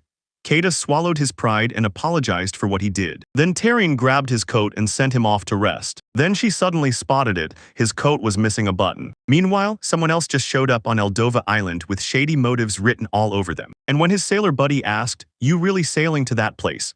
"They say it's just a cliff, no one even lives there," the man snapped back. "I'm going for sure." Then the sailor cuts in and says, "This is it, we can't go any farther," leaving him to blaze the rest of the journey alone. He nodded along, but his mind was already plotting to drag someone back off this island by force if it came to that. Next day, the maids were out in the garden when they spotted Astoria lounging there, buried in a novel. So when they pressed her for an answer, Astoria fired. It's a heart-tripping romance, one princess and one prince ripped apart at the worst possible time. And Turin just asked me, so does it end happy? But Astoria hasn't finished reading it yet, so she can't be certain about anything. Fail notices her kettle is bone dry, so she grabs the cup and refills her tea because she's not done yet. But she's turning back toward the mansion. A shadow shifts behind the bushes, and it instantly pulls her gaze in. Fail decides to check it out. Then something erupts out of it and snatches her attention instantly. Tarin and Astoria jolted awake as blaring, thunderous noises erupted out of nowhere. And he couldn't wait, he checked it out right away, only to realize he'd caught a suspicious person by sheer force. Then it all collapsed into failure. They drag the guy back to the mansion and Agni steps in like, "So, who are you really?" He doesn't look like he belongs on this island, so the man insists he's only a tourist. Then he demands to be freed right now. Fail presses the man to swear he won't do a thing. He panics and blurts the promise like his life is on the line. Rest asks Fail what she did to this guy, and Fail swears she only bumped him a little, like he could already be blaming her for a whole disaster. Rest dragged that guy straight to Keita, and when they met, Keita already knew exactly who he was. Keita drops his name as Deer, and you can hear the shock in his voice. He never once imagined they'd cross paths again like this. Keita fires off a question, what's the real reason a deer shows up here? Because he knows full well this isn't just sightseeing on Eldova Island. Doctor knows Keita isn't stupid enough to fall for it, so he stops hiding and comes clean, because he's laser-focused on one mission, getting the third princess and the crown prince back for the Gore Empire. That leaves both of them stunned, because they never in a million years thought this would happen. Because they've been cut off from everything for generations, and now they've got zero reason to crawl back. But Doctor doesn't care about the why, he's in it for the payout period. Keita's fed up these guys only think in rewards, and Doctor just shrugs like, of course this is how it is. Since Keita's an adventurer, he goes straight to Lord Rest and demands what they should do next. But Rest can't give him an answer yet. Astoria refused to split from Lord Rest, and Van dug in his heels too, because his master was right there. Rest can't force them to do anything they don't want, so he tells Doctor straight up, if he wants to stay here he can, but Rest won't let him take those two away. Doctor wouldn't back off for a second, because the suffering it took him to trail those two all the way here to this island was too brutal to waste. Agni leans in and asks if he just wants something equal to the reward, and Doctor doesn't hesitate at all, totally open to it. Fail pities him because the poor guy looks like he can barely scrape by. Deer fesses up that yeah, it's kind of like that, and that snaps Rest's mind straight to something. Then he snaps to a decision, digs into his storage, and pulls out something special to give to Deer. He claims it's top-tier redstone, so good it should totally cover replacing the Empire's reward. And Deer carefully inspects the stone from top to bottom, making sure it's pure quality before anything else. He admits it'd fetch a crazy high price, but it still won't beat the Empire's reward. Kata figured he'd handle the mess on his own, but Doctor's shouts hit hard, telling him to stop right now. If he doesn't get back, the Beastman will hunt him down, because if that happens, it's game over for everyone and nobody benefits from it. He didn't want to drag anyone else into it on this island, so he clocks that Deer knows the worth of those stones, and decides he's going to take him around the island, hunting down strange new minerals, putting each one to the test, and proving just how valuable they really are. Astoria is worried sick. She's wondering if doing this for their sake is going to be okay. Rest shot back on this island, that's what a lord does. He steps up and protects his people. Kita jolts the carriage forward with full force, while the Fail, the Deer, and their lord ride in the back like they're on a wild mission. Fail blurts out, "Hey Deer, why did you do it?" And he snaps back, "I mean, it's not some great story to tell," then adds, "But the key is this, it has to be tied to gambling. What else could it be?" Deer can't deny it, and that just lights a bigger fuse in Kita's anger. He doesn't kick this guy out because, back in the day, they were old acquaintances. Fail also throws Dyer a sharp tease like, "You know you've earned every bit of this." Later, Dyer finds out the road bridge was crafted by Lord Rest himself, all thanks to his incredible skill. And he's never once heard of a gift this massive, like nothing even close. Kita rips the tension away by scaring Doctor off, snapping at him to watch his mouth around Lord Rest and show real respect. Then Doctor just nods, grinning like, "You don't have to be so stiff all the time." Rest can't stop wondering about those two, because the way they stick together feels way too close to be coincidence, and grilled them about their wild days as adventurers. Kata tries to brush it off like it's nothing, but Deer barely finishes and just goes right off the rails. Keter admitted that he used to get tangled up in his own traps all the time, and once he even spilled everything to a gorgeous succubus. That detail hooked Kita instantly, and now he couldn't stop himself from wanting the whole story. And Fail matched that same thrill, totally blindsided that Master would actually walk up and confess to them. Kata snapped at Doctor to shut up right now, then kept pushing. They poke at the stairs as they head the rest of the way, and later they rush to the springs to visit the Holy Beast, when Rest blurts out that Unicorn is right here. Unicorn snaps back in an annoyed voice, who dares to barge into his resting place, and the moment he spots a stranger's face, his expression hardens. He blurts out, "Go right now," and warns him to get out immediately, while Deer just stands there stunned, gawking at a talking horse, and instantly starts dreaming up ways to turn it into a fortune by putting it on display. Unicorn clocked this dude as even ruder than Rest. Rest even stopped him, asking if he really planned to be that disrespectful since he thought they were friends. Unicorn nods, admits it's true, and tells him to just get out of there. But Rest stays put anyway, and that's when the Holy Beast snaps, asking him straight up why he came here. Rest said he'd scavenged around here earlier and struck rare stones, so he's itching to dig some more, because the dude behind him is broke. The Unicorn straight up refuses, because this is his sacred resting spot. Rest presses him, demanding to know if he can rethink his decision for even a single thing. Unicorn presses Rest to build him a fresh nest in Elf Village, then demands answers like it's the only thing that matters. Rest presses Unicorn, "Why not ask the elves yourself? The elders already worship you." But Unicorn refuses to crack his dignity, determined to keep the Holy Beast act unshaken. Right then, they suddenly hear rocks clattering from deeper inside the cave. And when Rest finally asks, Unicorn just shrugs, saying he has no clue, but the sound's been wrecking his sleep for ages. Rest finally gets why Unicorn was brooding like that, but Unicorn snarls that his mood is wrecked, because of Rest and only Rest. They both heard that same awful sound, like something was digging right from inside. And then the moment that sound kept crawling closer, they instantly got the warning until. Right then, an explosion detonated in front of them, and when the dust finally settled, everything looked changed. Rest realized the ones trailing behind him weren't just anyone.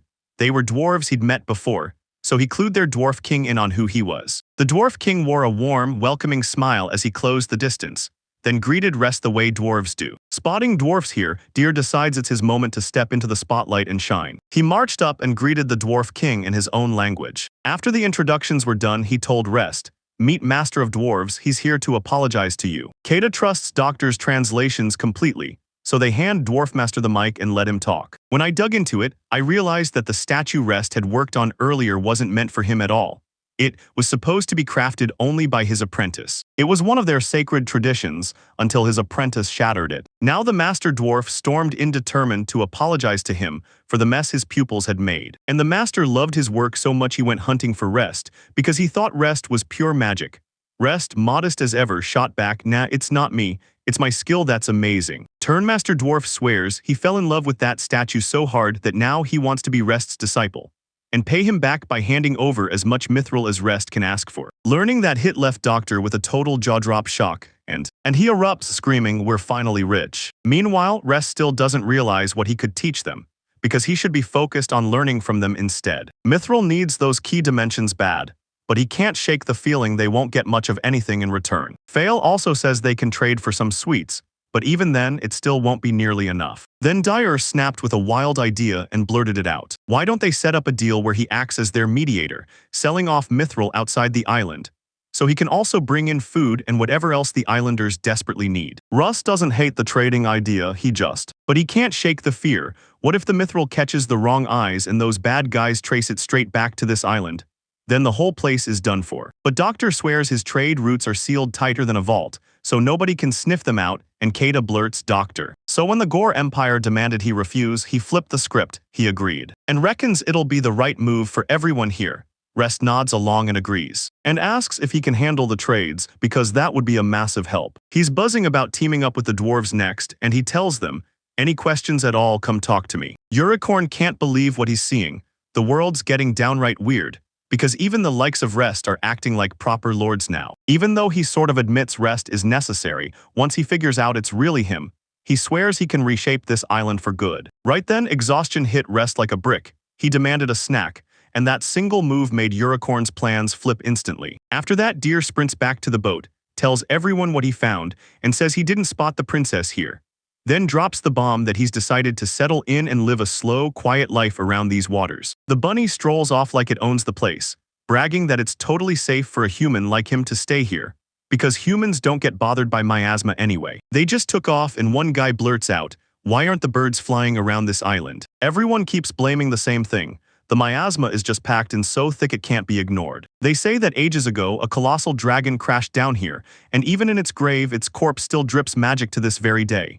Rest and the others had no clue, and he was swaggering around with a hand-drawn map of the island, totally clueless that the dragon's curse was crawling over the place. Later, Fail got a mission from Rest, deliver a letter straight to the half-elves village chief, and he's totally banking on her as she bolts on a cocoa bird, and Tobacage is the stop she picks. Turin and Astoria finally had to admit it. Fail was pure energy, and the way she clicked with Tobacage made them an unstoppable pair. Rest is thrilled because the cocoa birds have finally bonded with everyone, and Terrine teams up with the bird Francois to help her gather herbs. Astoria, for her part, calls on Kurowashi to help her power through her tasks. Resta can't stop wondering if Agni bonded with one too, because she's totally smitten with those fluffy little creatures. Right around then, Agni went straight to Cocoa Bird Elector to check in, because mealtime had arrived. After dinner, she leans in and asks Electory if he wants to take a walk with her. Then Van barges in and asks if she's gotten to ride her Cocoa Bird yet, before he and Cortico volunteer to help, and she eagerly takes them up on it. They eased her in and urged her to mount Electory, but when she gripped it, Electory suddenly saw it as a snake hissed and it bolted away in pure terror. Cortico finally blurted out why he ran, and they had to sprint after him, corner him, and calm him down fast. Right around then, Keita rushed over and apologized to Elder Tor, another half-elf from the village, for all the noise and chaos outside. But Elder Tor shrugged it off like it didn't bother him one bit. Tor serves as the village chief's assistant, and while he and Keita are locked in a conversation, Deer barged into the room and blurted, "Why don't we hold a Cocoa Birds race?" Keita leaned in and told him to ditch the distractions and put his focus on something way more important: trading ores. But Dyer brushes that aside and goes right back to rooting for Cocoa Bird's next race, insisting they can place bets on them too. Keita instantly shut the idea down because it screamed that Doctor was nudging him toward gambling. But Rest, freshly arrived, eats up the idea, and Keita nearly bolts straight at Lord Rest, shocked he'd just say yes. till Rest leans in and tells him it'll be fun and turn the festival into something loud and lively. Deer states this will also be a killer workout for Coco birds. Later, they blared the news about Coco birds' race to everyone. But Agni still couldn't shake her worry. She hadn't hopped on her Coco bird yet, and she was itching to ride him. Then Van pumped courage into her. She could do it, and it'd all turn out just fine. Agni's spirits soar, and right then she dives into her special training under Cortico's watch. And Van, one day, right when she was about to collapse to the ground, Astoria grabbed her fast and told her she'd catch her the second she even thought about falling. They kept pushing her to practice every single day, because the race was still way off and time was on their side. Rest was certain she'd pull it off, and her special training kept firing up every single morning, no excuses, no breaks. Now Rest once recalls every single resident of Eldova Island, and even after remembering how wildly their cultures and customs differ, it still hits him hard. The races settled in side by side, living sweet and peaceful with zero fights, while the Master Dwarf and the village chief gladly kicked back, content to let their lord rest. While they rested, new upgrades kept rolling in every day for the racetrack. Yet somehow the course wrapped up before the festival even started, and every single resident on that island rushed out to enjoy it. Rest and Deer were thrilled the weather was perfect for the race. Then Rest turned to Keto, asking what he thinks now, because everyone's smiling like everything's just going right. Kita can't ignore it. Everything's been going so smoothly, and that just makes it harder to deny. In the end, the race participants were the ones who'd been pushed down, backed by Van, Taryn, and Sapo, faltering like a support team that couldn't hold the line. Backed by Doctor and Astoria, supported by Rest too. Rest cheering her on made her glow with pure joy, and she couldn't stop daydreaming about how sweet it'll feel when he congratulates her for the win. She's already sliding out of herself, totally losing to it. And the final contender, Ani, lifted her bird electory and took it slow, ready for whatever came next. Rest shoots Agni a worried look and asks if she's okay, and Agni nods, confirming she's totally fine. He warns her not to push herself out there, and she begs him to keep watching her. With everyone lined up and ready, the announcer and the village chief stepped forward and declared, "Guess the right winner, and you'll win a full year of fruits and vegetables." And to top it off, they got a ticket to have any wish granted by Lord Rest, just for crafting. Now he demanded they hand in their paper, with the racer names their betting will win. Cortico leans in and asks his father, "Are you excited too?" And his father flashes a big, enthusiastic yes. After everyone drops off their submissions, the participants hold their breath for the signal. Then the moment the race starts, they launch like rockets and dash forward. Rest slides to the table, peppers everyone with who they think will win. Van grins and says he picked his master to win, no doubt. And Rest also voted for her. Then he turns to the holy beast and blurts out who he picked. Unicorn won't give a straight answer and instead just teases Rest. And he swore Rest would totally vote for Astoria or maybe Agni. They tossed out their votes too, mostly landing on Fail, Astoria, and Turin. Then Rest lined in and demanded to know who Kata voted for. Kata also voted for the Fail choice, because she was always packing that elite athletic talent. And she's actually sprinting in front now, so Van's left staring at the chaos, wondering, if the others didn't vote for Lady Agni, then who in the world did? With just one vote in hand, Cortico swears it was him who cast the ballot for Sis Agni. Dr. Chuckles grinned and said, "That's a wild gamble, huh?" But Cortico is sure she can actually win. He's been watching her train like crazy for this exact moment, convincing him she's got first place in the bag for sure. Meanwhile, Agni inched forward along the course, step by painful step. Then her bird Electorate froze dead in its tracks when a snake slithered into their path. She soothed Elector and promised, "I'll run that snake off for good." On another stretch, Taryn was finally making headway. Then, out of nowhere, she spotted a lake behind them. And she couldn't stop hoping she'd run into that gorgeous guy again. So she cut across and took a detour that threw her clean off course. So that whittles the whole race down to just two solid contenders, Astoria and Fail, fighting hard for the first and second spot. Then Fail came in at full speed, lightning fast. She vowed no, she swore, that no one would get the lid from her for even a single second. But then boom, she and her bird slam into the fence and stumble. He led them right up to the edge, then failed to drop down the course. Astoria couldn't see anything as fear blitzed around the turn. She figured Fail was moving that quick. So fast she practically disappeared from sight the moment you looked in her direction. Meanwhile, Agni chased the snake away and then soothed her trembling bird back to calm, saying it's all good now, and he finally got himself back up. Then she spots it, the scar on Electori's leg. It's probably that snake bite from his childhood still haunting him. And that's why Electoria is terrified of snakes now, it all clicks. She soothed him, gently pulled him back to his feet. But since that nervous spark still wouldn't die, she refused to rush Electory. She stayed close and walked with her, step by slow step, from right there. Agni's mind flashes back to when she was a kid, brand new as a servant under Lady Eliza. Eliza didn't mind that she started slow, she just kept cheering her on until her confidence caught fire. Which makes Agni realize Electori is basically her twin in spirit, so she chose to nudge him forward, one careful step at a time just like she'd. She did, and right then, it felt like someone was racing straight toward the finish line. And Rest realized it was actually Astoria. He grinned and welcomed her back, telling her she was almost at the goal. But she was so flustered by his warmth that she could barely steady herself, and ended up yanking the reins way too hard, crushing the That poor bird tried to bolt, then scrambled the other way. And it was clear Lord Rest, without meaning to, still managed to wreck poor Astoria's only shot. After a little while, Agni finally came into view, and she walked right alongside her bird like it was guiding her step by step. She had zero clue what was going on until Cortico swept in and congratulated her for winning first place. And Agni was sitting there convinced she'd finish last. And even when she pulled off the win, everyone else acted like the whole room just went silent. They'd bet on the other contestants, and when it all went wrong, frustration hit them hard. Yeah, even the Holy Beast too and the rest, everyone tasted defeat. Everyone else went home empty-handed, Cortico alone snagged the grand prize. A whole year of food plus a gift certificate. He thanked Agni for snatching first place, and Agni realized she never saw this coming. She blushed so hard her smile practically lit up the room. Then she told Cortico to go straight to Electori and ask what he really wants.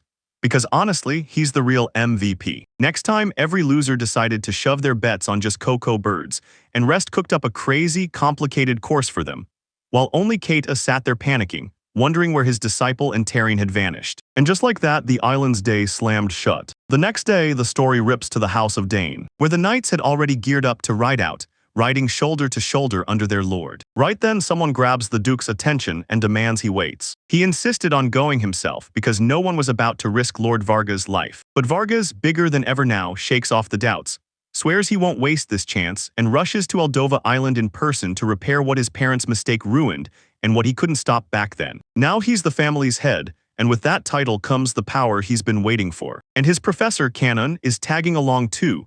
Vargas can't wait either, because he wants to reach Rest ASAP and spill what he knows about the island Rest is stuck on. Meanwhile, Van rockets back home at the last second, right before Taryn and Agni's dinner hits the table. And every single meal hit harder than before, more luxurious, more mouthwatering, and absolutely unbeatable. Agni casually dropped that the vegetables came straight from Tuar, and the meat came from Trade's Dr. Help Spark, all in exchange for sweets. So I told them this time's story because she's gotten seriously good at baking. Agni spots it right away, no Rest is anywhere, and even the fail the others fear isn't showing up here yet. Van doesn't know that either. The last time he saw them was that afternoon, when they went off to bathe the Cocoa birds. When everyone finally storms in to hunt them down, Taryn, Queen stumbles on Lord Rest, and he's passed out right there on the grass fast asleep. And suddenly they don't look like master and servant at all. They look like real siblings. Taryn could practically feel the tension sitting on their faces, and she still remembers just how awkward and ice-cold Fail was the first moment she served him. Keita and Agni still hold on to those memories, and Van and Astoria, yeah, they remember too. Victoria couldn't let it go. She leaned in like, wait, how in the world did those two even meet? Tareen leaned in and told them it happened 5 years ago. When Keita stepped up and announced, "Fail to Lord Rest, I'm your new maid," she shrank into herself, cheeks burning, voice tiny and shy as she introduced herself. As fear hit hard, Lord Rest acted like it was no big deal, even though he was basically next in line to run the whole family. Keita always had to keep nudging him like, be formal, follow the etiquette, don't mess it up. Rest would just kind of reset on his own, then pop in and talk to her in that super formal way every now and then, while Fail barely said a word. Like Rest was the only one bringing the chatter. And Keita had to keep him on a leash, forcing him to act like the future head of the family. But right after Keita freed both of them, Rest kicked aside every formality and made himself fully at home. Fail leaned in and asked him, "What do you need?" Rest kicked back and asked her for tea to start things off, and she hurried to obey, whipping up the best cup she could manage for him. But the moment he took a sip, the flavor hit him, sharp, bitter, and impossible to ignore. Panic fluttered in her chest as she rushed to apologize. Then she reached for the kettle to make a fresh cup. But Rest was totally cool with it, because now he could toss in a little sugar too. Later, he even grabbed an apple pie for a snack. And Fail always had a weakness for snacks, so the second she spotted that pie, her eyes went huge with pure hunger. Rest simply asked if she was hungry, but she couldn't afford to be rude in front of the Lord, so she shut her mouth and stayed silent. Rest could tell she craved it, so he stepped in and offered it to her. He shrugged and said it was fine for now, because no nagging humans were in the room with Keita at the moment. But Fail still hesitated, Because he was next in line to lead the family, so Rest cooked up a plan. And then he commanded the next head of the family to sit down and share a snack with him, daring her to refuse. And the calm, mature way he said it made her burst into a warm chuckle. After all that chaos, it felt like a weight lifted, because seeing her finally smile was pure relief, and honestly it was hilarious. He didn't beat around the bush. He told her straight up that fancy formal stuff was never his thing, and that deep down he'd always worried he wasn't cut out to be the next head of the family. And that's when Fade realized there were whole things he just wasn't meant to do. But rest holder, there were actually tons of them. Like stuffy parties and stiff, noble manners and all that formal nonsense, he didn't want any of it. He was convinced his brother-in-law should be the one leading the family, not him. Then he leaned in and asked her, so how was the pie? She loved that apple pie, then her stiff, formal reply hit, and her nerves snapped tight in the very next heartbeat. Rest reassured her it was totally fine.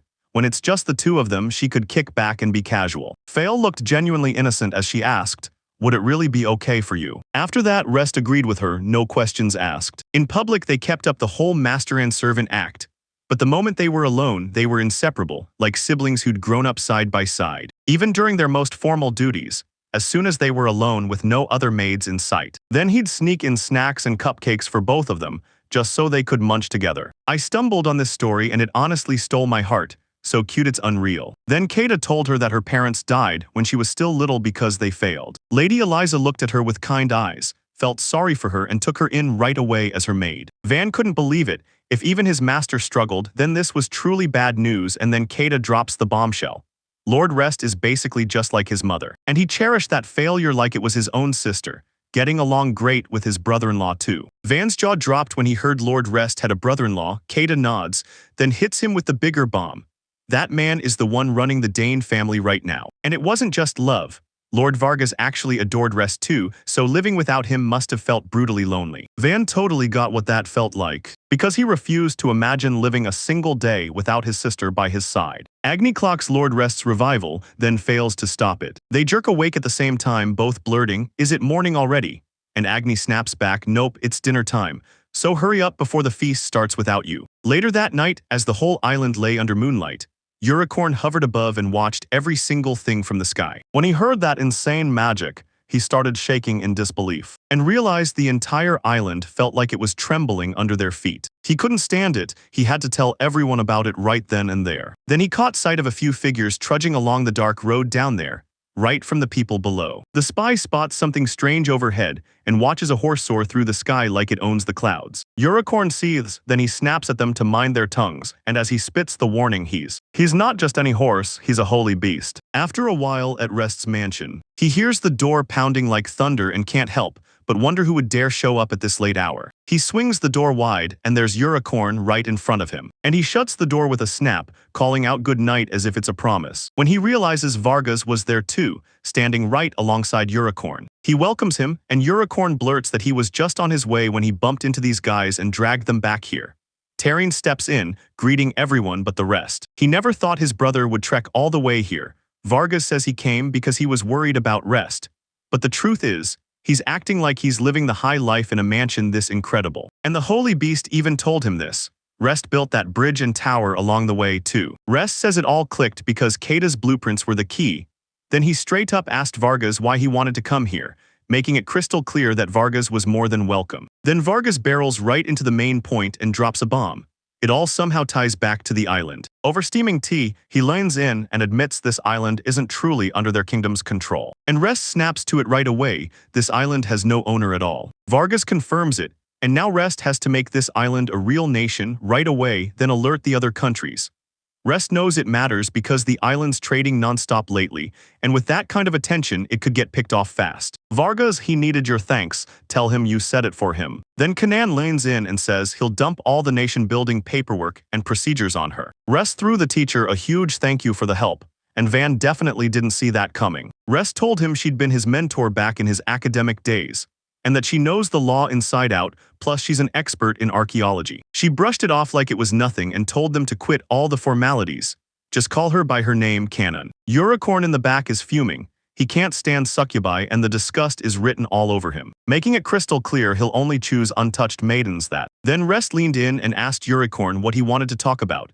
And Unicorn snapped back that he didn't like Rest either. His way of acting too informal toward him disgusted him. Unicorn leans in and spills the truth about the weird anomalies haunting this island. And Keita racks his brain trying to remember what's so off about the place. Unicorn snaps at them that the island isn't just trembling, it's actually shaking, which blasts out as a total shock to everyone watching. Unicorn bursts out that the island is drowning in overflowing magic, and that has to be why the whole place is rattling like it's about to break apart. Rest has to act fast. If magic keeps running wild, it'll spread that miasma across the island even worse. And if the concentration climbs a second higher, it could spell disaster for the elves, because miasma hits them hard and that means brutal casualties. Keita says they should march to the village chief tomorrow, and Rest starts spinning ideas too on exactly how they should do it. Vargas watches his brother finally rest easy, sharing real, honest conversations with Keita before it's over. He can't help but beam when he sees him thriving. For today they threw in the towel, and right when they were about to. And then the rest pushed Turin to lead everyone straight to their rooms. Meanwhile, Bargason stepped out onto the terrace to stare up at the stars, soaking in that breathtaking view like it was made just for him. Russ tells him this is one of my favorite spots on the whole island. Wait till you see it. Then Vargas, all curious, finally admits he was worried. I was sure he'd fall into a deep slump out here in the middle of nowhere. But nope, I was totally wrong. Don't worry, he's been living the good life, and everyone helped make it happen. But Vargas, brother or no, he's worried sick, pushes the question again, demanding to know if he really means it. Rest finally confirms it, he's genuinely happy, and that grin instantly puts everyone at ease. But something's off, he doesn't look okay at all. He says, I can't exactly call Rest back when you're wearing a face like that. Rest shoots back, asking if he really came here to take him back, but Vargas quickly denies it, hanging on with hesitant words. Rest spots the hesitation, and he quickly drops an apology to his little brother, like he can't stand the thought of making him feel lonely. And Vargas can't really keep anything from him. No matter how hard he tries to play it cool, Rest knows his brother inside and out better than anyone. And then they spill the story, how Vargas once used to cry like crazy when he vanished for a short time, and Vargas immediately begs him, don't ever bring that up. It was a long time ago. They chuckle a little, then Vargas leans in and asks him if he could just stay on this island a little longer. Rest was totally fine with it. He smiled and told him, stay as long as you want. Vargas realizes, again, that he'll never outcool his brother. And they soak in the stunning night sky for a moment, just breathing it all in. Then shut your eyes and crash out, because the next morning the Rest heads out early for Elf Village. Then right during the trip, a spy suddenly shouted for Rest to stop, questioning him whether his sister, Agni, could actually do anything for him. He leans on her and she just keeps showing up, steady, supportive every single time. And deep down, he can't shake the feeling that he's the one dragging her into trouble. Honestly, it just calms the spy's nerves right down to the bone. And they keep moving in silence, mile after mile, until the journey is finally over. Completely blind to the chaos tearing up the elf village ahead. All the elves woke up completely blindsided.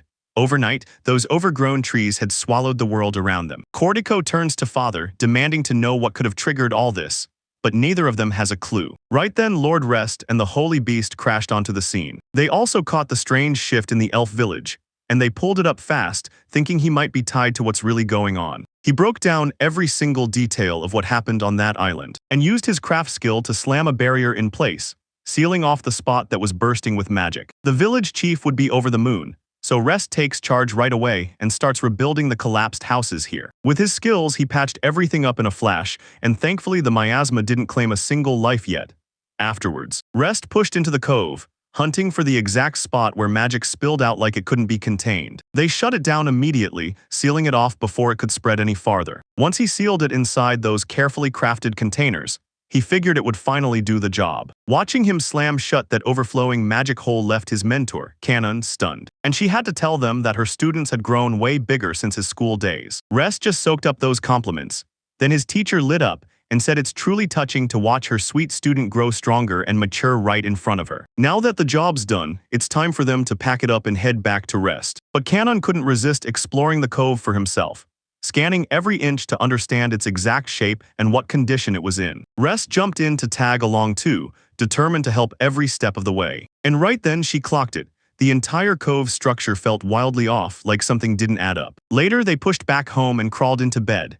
Then everyone froze because the whole place smelled sweet as sugar. Agni leaned in and told them, I made pancakes. They already knew how dangerously tasty her pancakes were, and that knowledge had them buzzing with excitement. Next, after the big strategic planning, Rest lays it all out for the crew. making it clear that he's already shut the magic's outlet is finally back in place, so the trees can't just keep running wild. But the real reason behind it all is still a mystery. While Rest was chilling in the cove, Unicorn took off and scouted other spots, only to stumble on even more places packed to the brim with overflowing magic. He begged Fail to spread the map for him and help turn the whole plan into something real. Then, and as he talks, he maps out every location for her, then he jabs a finger at each spot like, this one, yeah, this one too, because every point has a magical outlet. And as it clicks in his mind, Rest's face sours fast, because the cracks are everywhere. Rest doesn't believe it's over for all of them, but Unicorn slams it into him. He has to fix everything before it crashes his mansion and sinks the island later. He fails, then wait, his eyes catch something on the map and he blurts out a question. Asks him if she can doodle on it, and once the rest hits, she's good. While the spy insists these cracks never show up in the very middle of the island. Kita points out the heart of this island is packed with ruthless mountain ranges, built from bedrock so tough it might as well be mithril. And Kanon nods right along with Kitakun. And when the others heard her call him like that, especially Rest, staring at them in pure shock, Kanon didn't realize Keita never told them she was his old friend. But Keita insists it doesn't matter right now, and he refuses to spill a word if it won't actually help Lord Rest. Fail is doodling on the map while those guys talk, and the moment she's finished with it, she holds it up for Lord Rest, and he shrugs it off as nothing more than a cute little creature design. And she says it looks just like the doll she got, like if you connect all the spots, the picture clicks into place. Rage asks Rest about the doll Fail claims, and when she says she got it from Agni, you can tell it matters to him way more than she's letting on. Spice instantly clocks the doll, and Fail snaps that the moment she landed here, she couldn't sleep a wink, so Agni handed it to her to knock her out. She swears this doll will shield her from nightmares the same way it's been shielding her from loneliness. Unicorn's imagination goes into overdrive as he daydreams about breathtaking love from pure maidens. But Kita's heart wouldn't let it go. She just wanted to dive right back into the real problem. Tarine shows up and tells everyone it's break time, then unloads some tea she brought just for them. Once the tea was gone and everyone had finished up, that story basically praised the Lord for laying in rest after working his heart out so hard. As she reached for his glass, she spotted the map covered in Fail's doodles, and she blurted, "Wait, is this cute little critter sleeping here?" Rest tells her it's nothing to fear, this is just a failed draw. But then it hits him, he spots something wild and rushes to show it to Keita. Keita asks whether a monster that size even exists on this island, because if it does, it would explain every freaky anomaly happening right now. Then he can't help but wonder what rest really means. Then Kanon suddenly has a wild idea, something she can add. Ever since she spotted the cove, the one that looked like a monster's jaws, curiosity has been clawing at her nonstop. She pressed the creature's face onto the map, lining it up with the cove's exact location. And somehow they stumbled into an image of a dragon. The second Keita saw the dragon, memories came crashing back like a lightning strike. And he refused to accept it. This wasn't just any island, it was the very spot where that legendary great dragon finally died. Keita was buzzing, I'd almost never seen him this fired up. Because Kanon told him that finding a legendary dragon is the real dream every adventurer chases. And yeah, some swear that when it finally died, the curse still slipped into the surrounding area and spread anyway. It lays out just how flooded these places are with magicules, and even the gifted ones get dragged down and forced to suffer through it. Keita really did lose control of his gift earlier, and it went completely haywire. Then Unicorn snapped back and said the effects didn't stop with just them. And it wasn't just the creatures.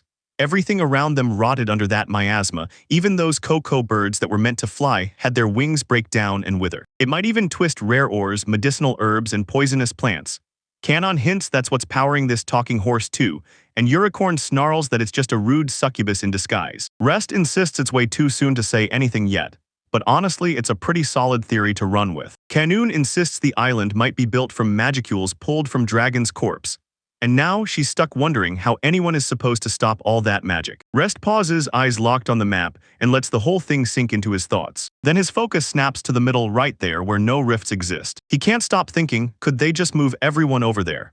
Unicorn cuts that idea off instantly, no mercy. Rest thinks his power can carry him with a little help, but Unicorn shuts that down hard. Now up at the summit, the miasma is so thick and brutal that you can't even get close. Rest fires back, asking why the summit's full of miasma, and yet there are no rifts. Then the Unicorn snaps that the summit's miasma wasn't born from a rift at all, but it had been there since ancient times, so when a human finally rested there, Unicorn came all the way here just to scope that place out once and for all. But this could go seriously bad fast. Rest decides to dive in and see for himself. because that place might hold the missing clue, and only someone with real craft skill can pull it off. He blared that they'd push straight up to the summit. Unicorn lanes in and asks, "So you really get what that means, don't you?" Rest looks completely lost, then Unicorn casually drops the truth. In that place, anything can happen. And with his half-elf allies, beastmen, and succubi by his side, even he still won't have what it takes to save him there. Van knows exactly why. If they drink in too much magic energy, their instincts will take over, and they won't be able to help him this time. Spy admits his beast level is low, but since he's a hardened veteran investigator, he insists on tagging along with the crew. And Kita follows right behind, no matter where he goes. Fail also decided to tag along with him, and that locks in the one key detail. He finally knows exactly who's riding with him. Next morning, Rest wastes no time. He heads for the summit at the very first moment the day kicks off. He rolls up with Keita, Fail, the teacher, and even a spy in tow. Then the spy snaps and calls out for his sister Agni. He leans in and asks if she still has that stuffed animal he gave her. She nods and tells him she already lent it out, so it's too late to change things now though, and blurts out that plush toys have rescued her from danger again and again. It makes him beam. He never dreamed the day would come when his clumsy little sister would grow up into someone he can count on, even stepping in to help the younger maids. He still remembers the days when she'd chase him anywhere. Then she grew up, and now she's not a kid anymore. She stared at her brother and silently begged the universe to keep his journey safe. He storms out with one last message for everyone. Her pancakes were seriously amazing. After a while, the whole crew surged up the mountain, scrambling higher and higher. And just as Vargas was on the verge of hitting the ground, Fail lunged forward and grabbed him at the last second, making sure he'd be okay. Rest taunts his little brother, making sure he fails to get the care he needed from Vargas. On the other hand, the spy blurted, asking Lord Vargas if he should carry him on his back.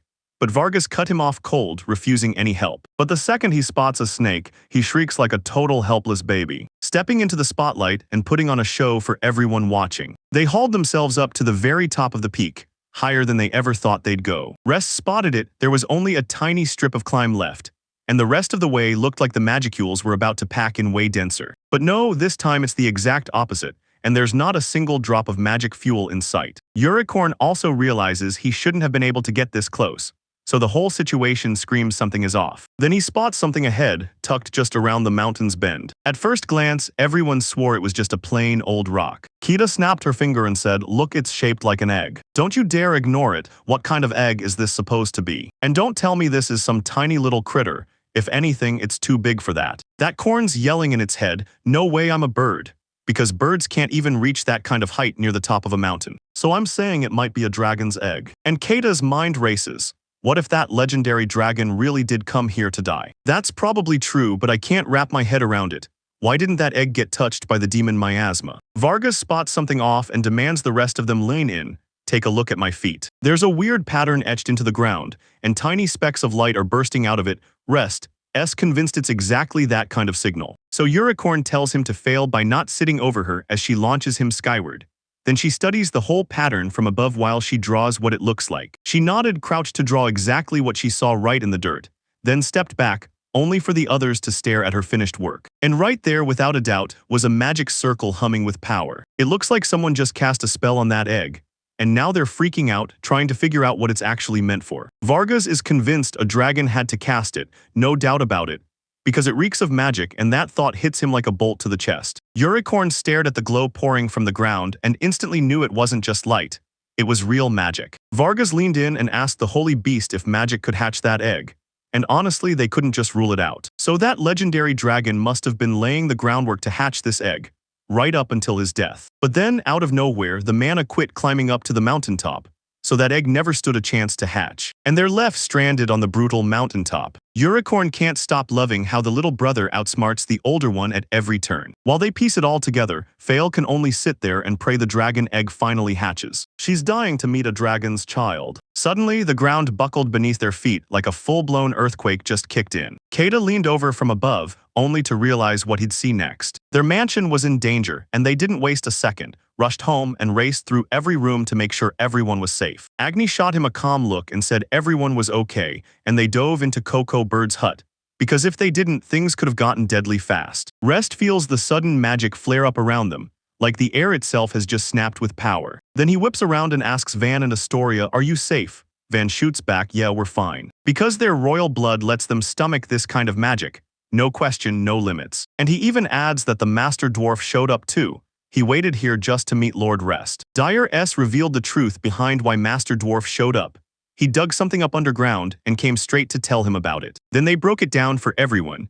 This island was built right over the dead dragon's body, so the magicules would rise to the surface. But the whole process also twisted the land and turned some rocks into mithril, and that mithril shoved the magicules right back. And the dwarves looked underground and saw a mountain of mithril ore. So that's why magic started exploding out of other places too. And suddenly, massive, overgrown trees started sprouting across the island.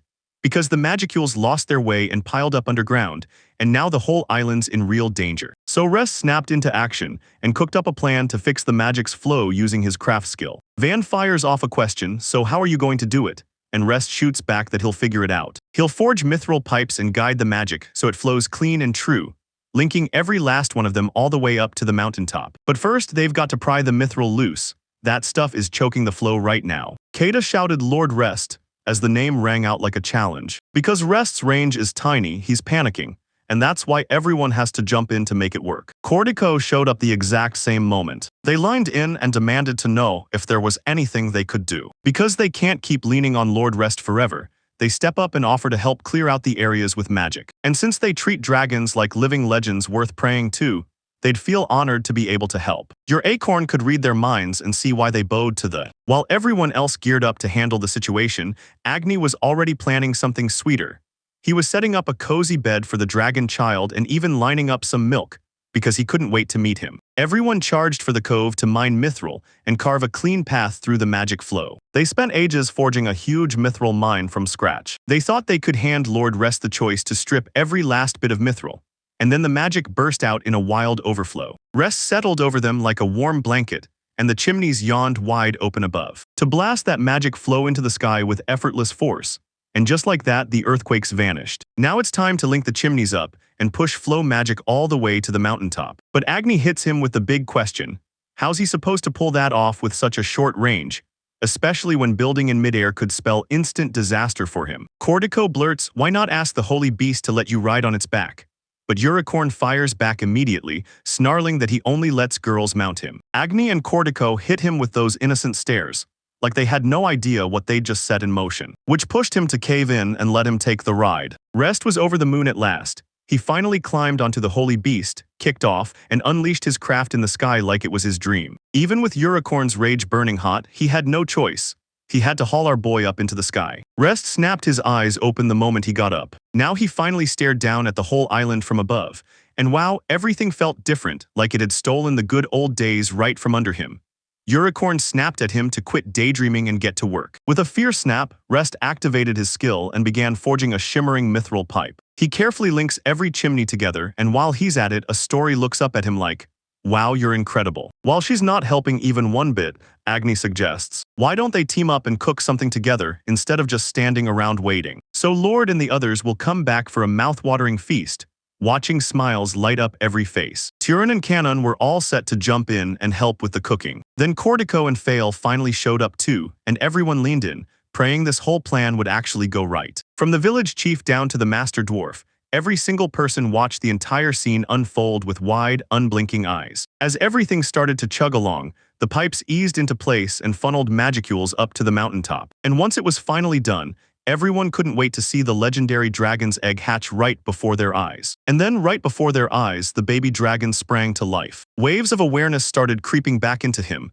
and from that moment on, a year went by. A full year's gone by, and a spy slips into the shadows to deliver Eldova's report straight to the royal capital. Last year, Lord Rest smashed through development, pushed the island into a brand new principality of Kale, his very own country, and the neighboring nations finally recognized him. And just when you thought it was over, his wins kept stacking up even higher. There was even a time when Dane's family was stuck in the middle of a deadly threat, with their whole territory hanging by a thread. When the Pure Elves ambushed them, the Pure Elves swore they were a divine race picked by the gods themselves. So they went for more land, starting right with Dane's territory. Lord Vargas Dane plunged straight into danger during that time. But the moment Lord Rest heard the war had erupted, he tore across the sea on Dragonback and crashed into Dane territory.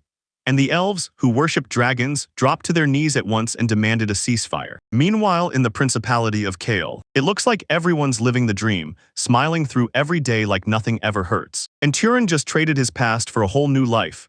Now he runs an apothecary in town. Doctor has turned into a merchant, and his business keeps booming non-stop. Taryn was mostly famous for her perfumes, crafted with help from elves, who used their growth magic to supercharge the herbs that went into every single scent. Deer said her herbs work miracles all over the world, so of course they're flying off the shelves like hot cakes, just like fancy perfumes. She's thrilled by what she hears, then the mood flips on her like a switch. Astoria just got swept up as a bride candidate, and Taryn's shop handed her the most incredible perfume ever. She went full throttle with that bright strategy, and this time it finally paid off with real results. Taryn, meanwhile, is dying to run into that handsome guy again, and that throws Deer off completely, because he swears he hasn't seen him. She showed him the picture of the guy and even circled him like, "This one's a Mies." A missing person alert goes out. If anyone spots him, they're told to rush over and report to Lord's Manor. Doctor bursts into laughter because he knows exactly it's Kita, and Canon can't stop laughing too, like, how on earth did Turin fall for him? Just then, Kata burst in and yanked the picture right out of their hands, and told those two to shut it down and keep it secret between them. Kanun blurts out, "Why keep it hidden? It's just Kata's poster." And that's when Taryn finally got hit with the truth, hard and sudden. Kita tried to get the words out, then she just went completely silent. While Unicorn was up there, soaking in the chaos like it was his personal show. Meanwhile, Fail can't stop smiling out here. She's convinced that drawing that image really helped Tarina, like it just might lead her straight to her man, and now Van looks like he's got something to say too. And he leans in and tells her he's ready to give it a shot, finally being the good prince back at his empire. Just like Lord Rest rolled up his sleeves and fought for his own nations. So he storms out, trains like a beast, and swears he'll return way stronger. While Fail goes silent, he just asks her to watch over his sister until he's back. She leans in and promises she'll be waiting for him too. And he swears he'll hit the battlefield with her again the moment he's ready. Right about now, when it all hits its calmest point, Rest, our main guy, was finally sinking into the rest he'd earned like the world could wait. And for what feels like forever, Agni keeps zeroing in on him. Then he yawns, glances at her and says, this is the one place on the island he loves more than anything. Then he leans in and asks, so how's everyone else doing? She tells him they're gearing up for the founding festival, because a full year has already passed since their island became a nation. Rest makes everything feel alive and unforgettable, and they just keep sinking into the moment, drinking in that blue sky and soaking up the warm sunlight, because he's decided he wants days like this to stretch on forever. He finally had the kind of freedom where he could sleep for as long as he wanted, enjoy himself to the fullest, and smile non-stop. Agni cuts in, reminding him he's got to sift through those documents. And that's the part he hates most, the part he'd seriously love to dump on someone else. He told her to wait until tomorrow, because today he was heading out fishing with Astoria. Agni already knows all about his date with her. He doesn't try to dodge it. Then out of nowhere, a stranger slides in beside them, begging to survive on this island, half panicked and completely clueless, and he needs directions straight to Lord's Manor. Rest pulls the guy in, slides him a warm cup of tea, and tells him, you're safe here, make yourself at home. He greets the stranger like they're the true lord of Eldova Island.